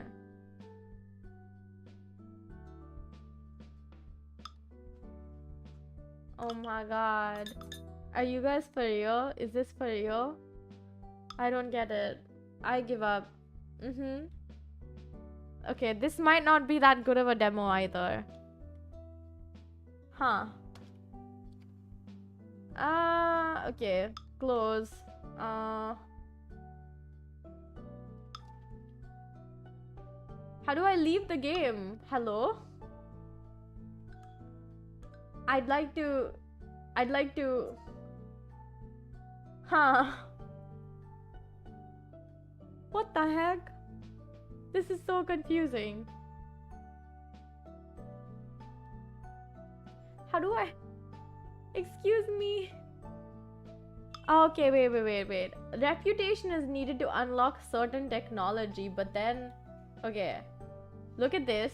I don't have a way. But, like, how do you get more bugs? I don't have anything to feed this frog. What do I do? I feel like they should at least let you have some bugs, right? If nothing else. Give you some bugs? Okay, look at this. I don't understand. The wetlands. Use restore biodiversity. Capture carbon. The frogs. Alright. Bioscore. I didn't see any of this, by the way. The breeder. Nettles. Insect hotel. You're supposed to be able to collect bugs, but I don't see no bug collection available, okay?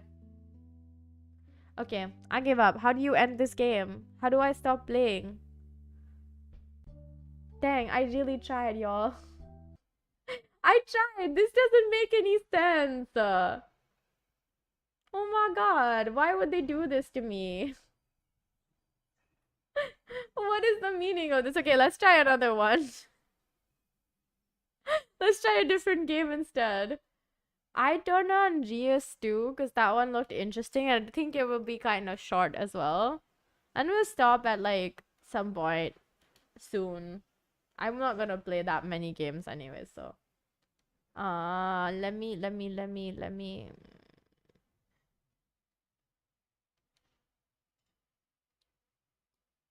Huh. Wonder what's up with that.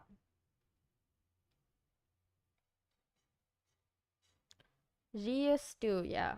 Okay. Come on now, let me... Okay, yeah. The music should be on now, okay. Welcome to the universe. Thank you for trying Reus 2 demo. We hope you'll enjoy it. We're still improving and expanding the game. Now it's time to develop the human spirit. Awesome. A new universe is born, full of ambitious whispers of human souls. Will you give them a home by creating a planet? Okay. Create... What is this? Okay, create new planet. Choose a human... Okay, goddess, divinity. Okay. I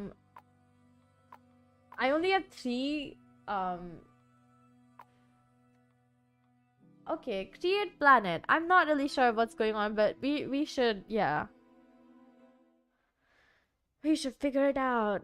How would you look at that? Where we have a planet and we have these 3 giants. You're playing a demo version. Content, graphics, and audio are not final. You may encounter bugs or unoptimized performance. Continue.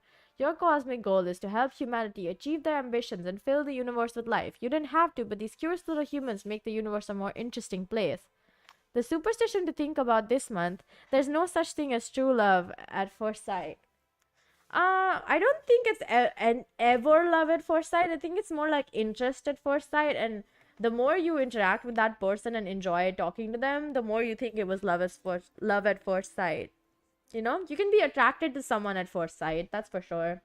To start, the humans need a biome to settle in. Open the terraform menu of a giant, select a biome creation ability. Every giant has their own biome. Note, humans cannot settle in the ocean. Alright, let us... Okay.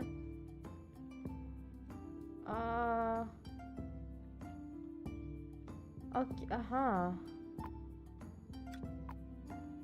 Huh. Okay, let's do this one. Oh, I don't have a biome. Okay, wait a second. Biome, terraform. Okay, this one is the biome. How do I put it down? Move the mouse to drag a range. Okay. Oh, I accidentally right-clicked to cancel.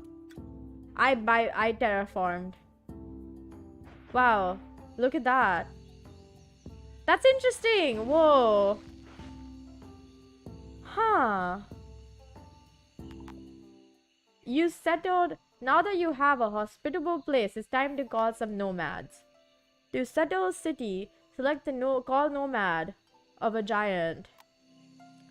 Okay, how do I call nomad? Okay, settle.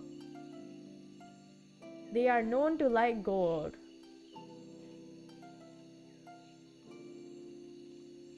Choose the goddess. Yeah. We're settling nomads in. Big Grove Temple. Alright, that's awesome. Let's just... I don't really know what's going on. But this is very interesting.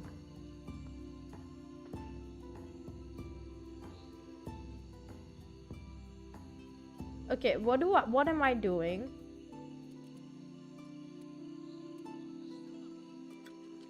Okay. We're making a... This was so satisfying and beautiful. Yeah. Oh. Hey, ocean! That's kind of awesome. Oh, I can't select any nomads from this guy. Okay. Terraform planet. So I can create a desert, not a mountain, or expand the planet. I see. So really my options are only really,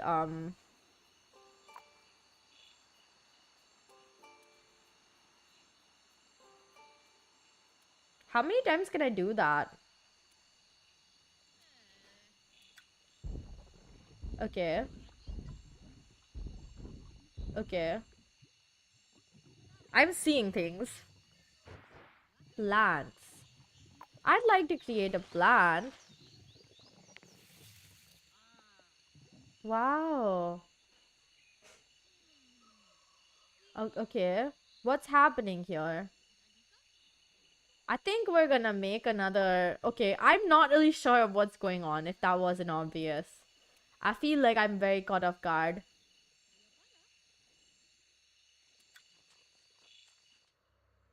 Oh, I can go like all the way like... Okay, that's nice. That's nice.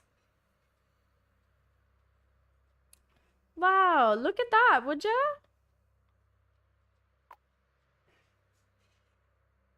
Do I have... Oh, I don't have any... I don't have any money. I don't think so. Aha.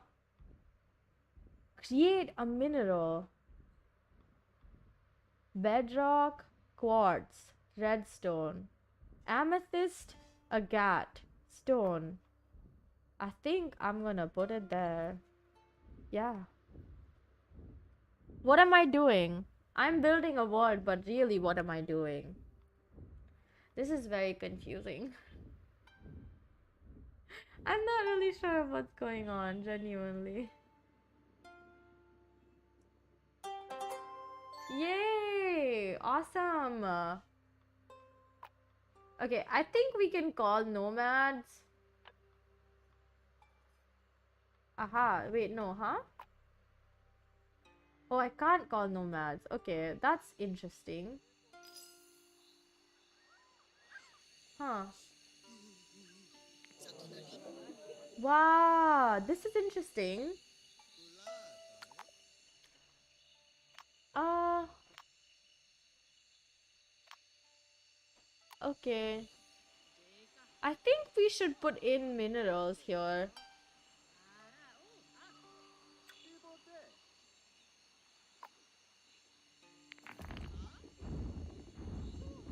And then maybe like some... Oh, animals. Guinea pig and pit viper. Uh,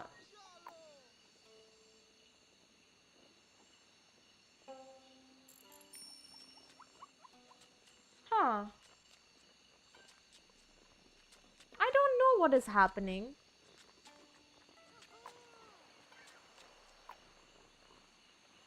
Ideally, I'm not sure what's going on, guys.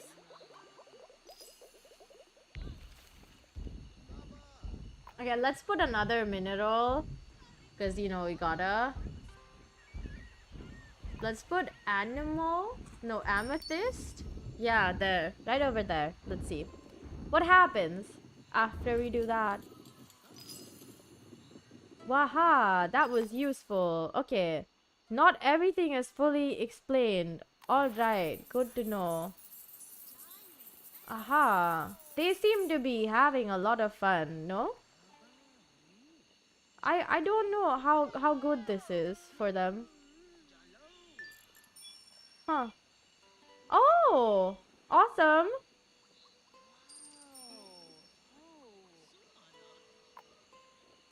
Okay.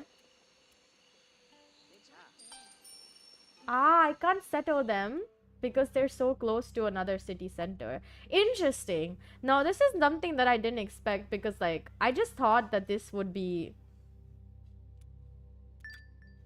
Yeah, this is very cool. I like this. This is very nice. Okay, let me finish this one. Okay, you play... Yeah, you just develop the world. You play this one later, too. Yeah, nice. That's good. I'm happy. This seems like an interesting game as well. I think I'm gonna do like... Oh, a giant is terraforming close by. Please wait. So I have to wait for him to terraform before I do anything else, huh? And then I guess I want to do another... I guess I could do a desert biome because I haven't gotten a desert just yet. Huh. Wow, this is so fun.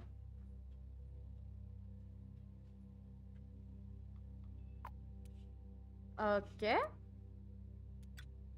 Yeah, they're doing it. Wow.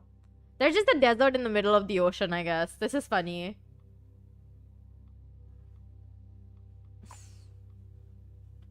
I think I'm gonna get the sage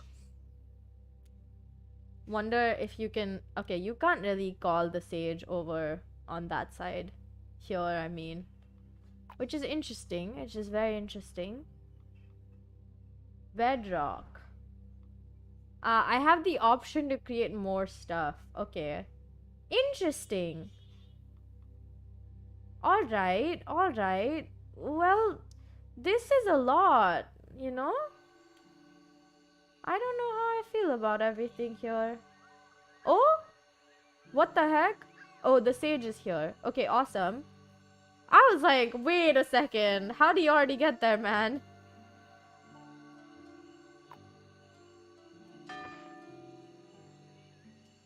Oh, bedrock cannot be placed in the rainforest. Okay. Well, bedrock can be placed in the... Can be only placed outside city territory. Huh. Okay, I'll put it there then. I wanna place more stuff. Let me see. Let's put some stone here. And like, let this guy put in some animals. And then let this one put in some plants, you know. Cause like, what else would he do? We're gonna put in another one. Yeah, that's two, alright? Gotta make sure that this whole thing is just... Yeah. I'm a bit confused. I thought I put in a papaya as well. Dang. Prepare for turning point. There's something gonna happen soon, so this is interesting to me. I have to wait for them to be done. Ah. Each eon represents time in Jews too. More importantly, if enough eon passes, humans will advance to the next era. Now you only have 10 eon left, so use them wisely and prepare for the next era. Okay. I think it makes sense to have like some more rocks and stuff, I guess. Let's see what this guy can give us. Well, animals that I don't really... Ah. Wait a second. This is so helpful. Wait.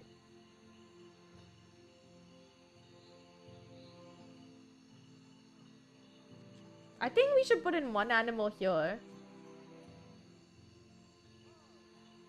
Right? We should put some like... Yeah. And then another animal over here, I think. No. Oops. Wait. Let me see, please. Sandcat. Jerboa. No, we need to give them resources, you see. Huh. I think this makes sense here. Right? I don't really have any more Eon left, so it's gonna be... Yeah. It's gonna be like something happening. So... Wow. Time has come for the next era. Next era, sure. Yeah, I want to see what the next era is like. Aha, crevices. Humans are disappointed with you. Why are humans disappointed with me? Oh my god. Oh my god. Oh my god. What the heck? How does that work? What the heck? Why are they disappointed with me? I don't understand. I gave you guys resources. What do you not like about me? This is terrible. I will never forget. I can't choose any nomads. That's just confusing. Okay. Let's put some of these.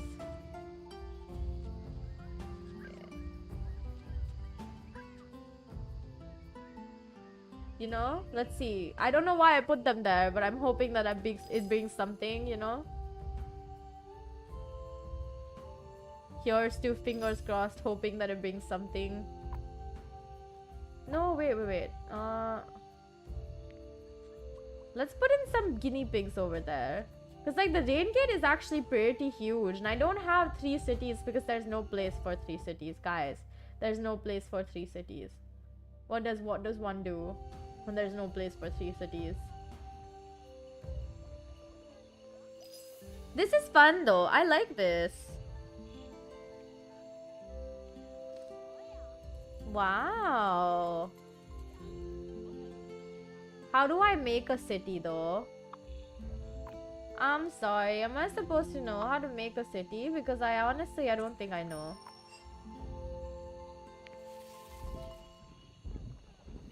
Ah, there was an animal booster here. What? Oh my god.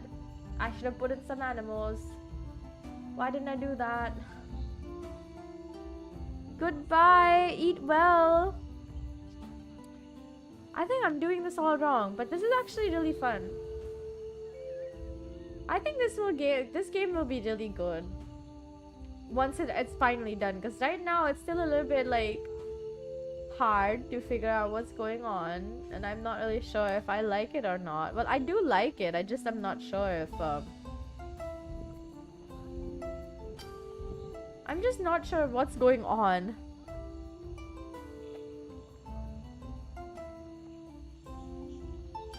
What is this? What did I do?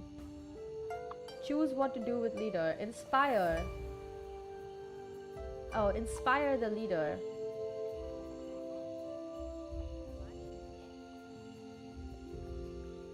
Aha.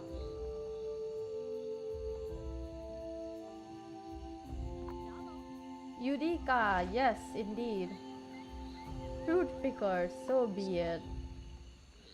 Well, that is... Wow. How nice.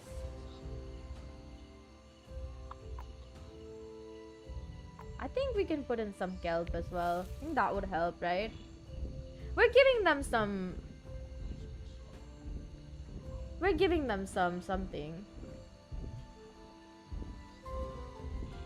Yeah.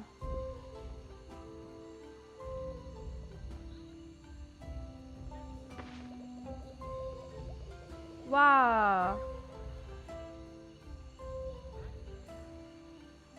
Yay! I hope they get to use this at least. Because I don't really know what else you can do, man. Like, this is a bit hard to figure out what to do with this. I think I'm gonna put some bedrock over here. Yep. I'm giving them so many good... everything. Nice! Alright, alright. Let's put in some stuff over here as well. Let's put in a papaya tree. Yeah, and then I think we can put in some animals. I think we had like...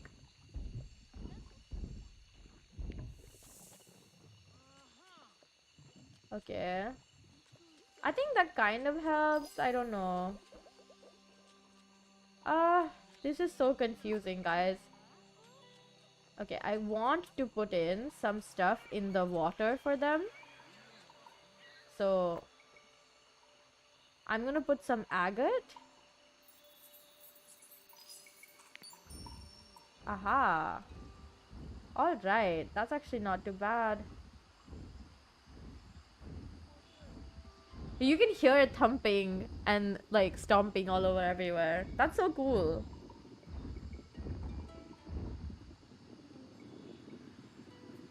Let's put in some agate. Awesome! Yay! Now here's to hoping that they actually use it, you see? Because if they don't, it'd be kind of useless. I want them to be able to use the stuff.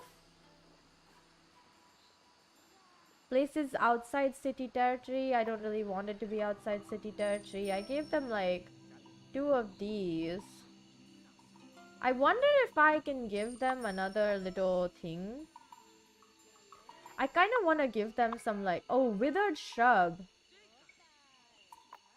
Oh, interesting. Alright. Empty slot. Oh, I can't place it in the rainforest. Now that's even worse. Huh.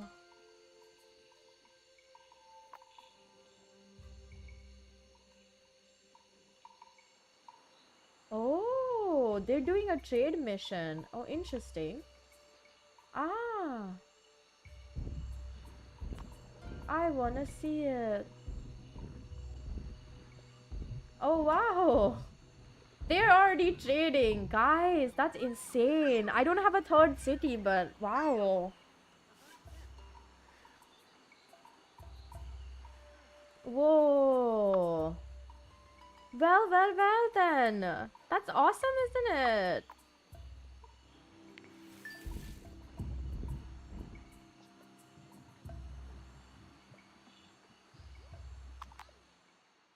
Ah.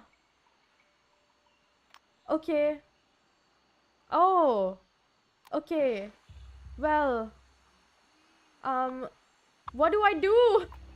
Wait a second. What? I'm so confused. What?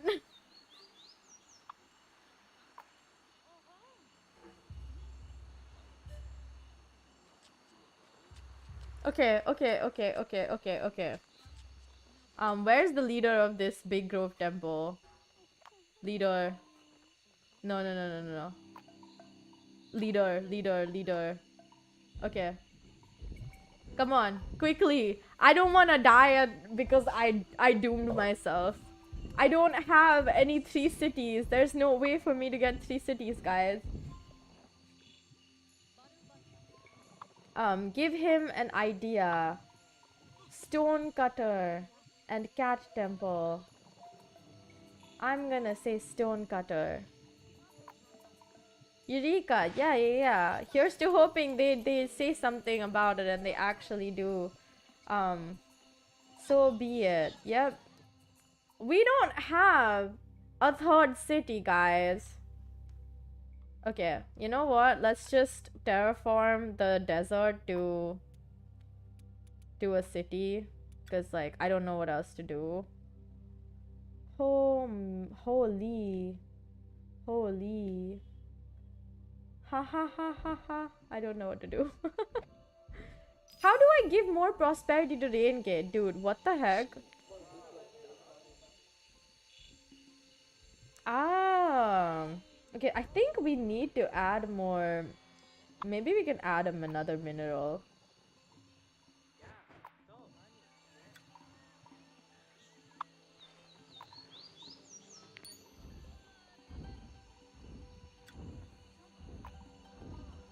Huh. No, wait. Animal booster. Let's just put in some more guinea pigs. Yeah. Let's do this, guys. We can make it so that there is some not I won't die basically. Okay, let me just... I don't have any nomads either. This kind of sucks, no?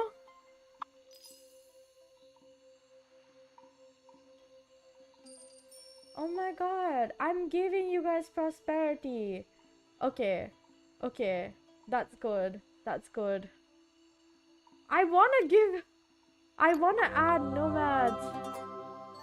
Okay, inspirations. Oh god. What do I do? My doom's gonna happen.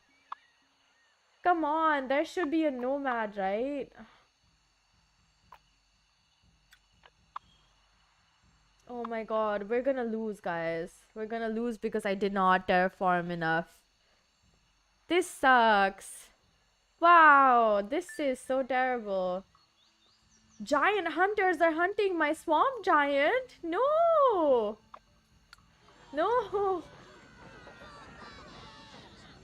Okay, can we move him? Oh my god. Oh no.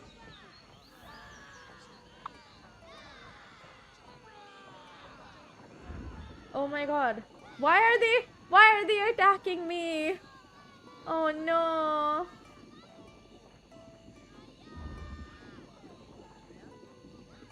Oh god, what do I do now?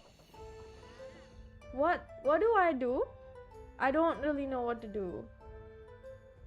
Why are they just like so look, where are they going? Okay. I think that's it for today.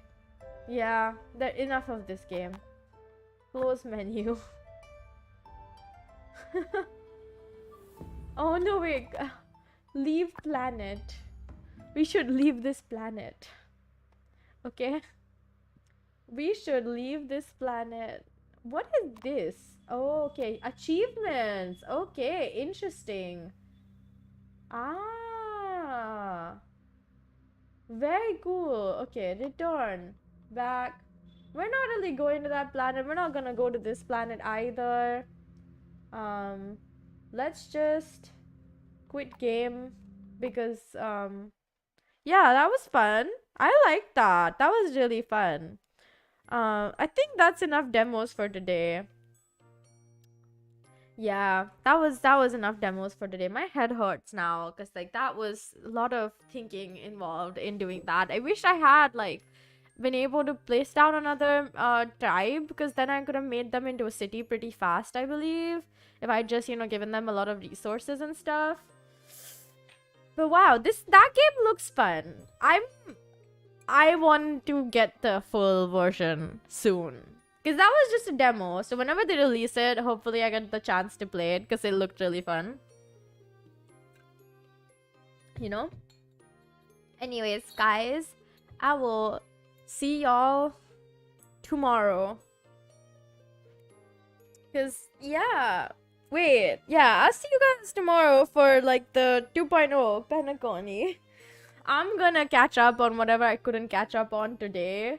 Later in a bit for Honkai Star Rail. I'm excited for 2.0, so I'm really excited to see what it will give me. So yeah, I really appreciate all the love and support. Thank you for being here and listening to me talk about superstitions for like an hour and a half and then watch me play and look for demos and play some demos. I'm happy that you guys enjoyed it. And yeah, have a good day, night, food, good, yes, bye. Bye-bye now. Mwah.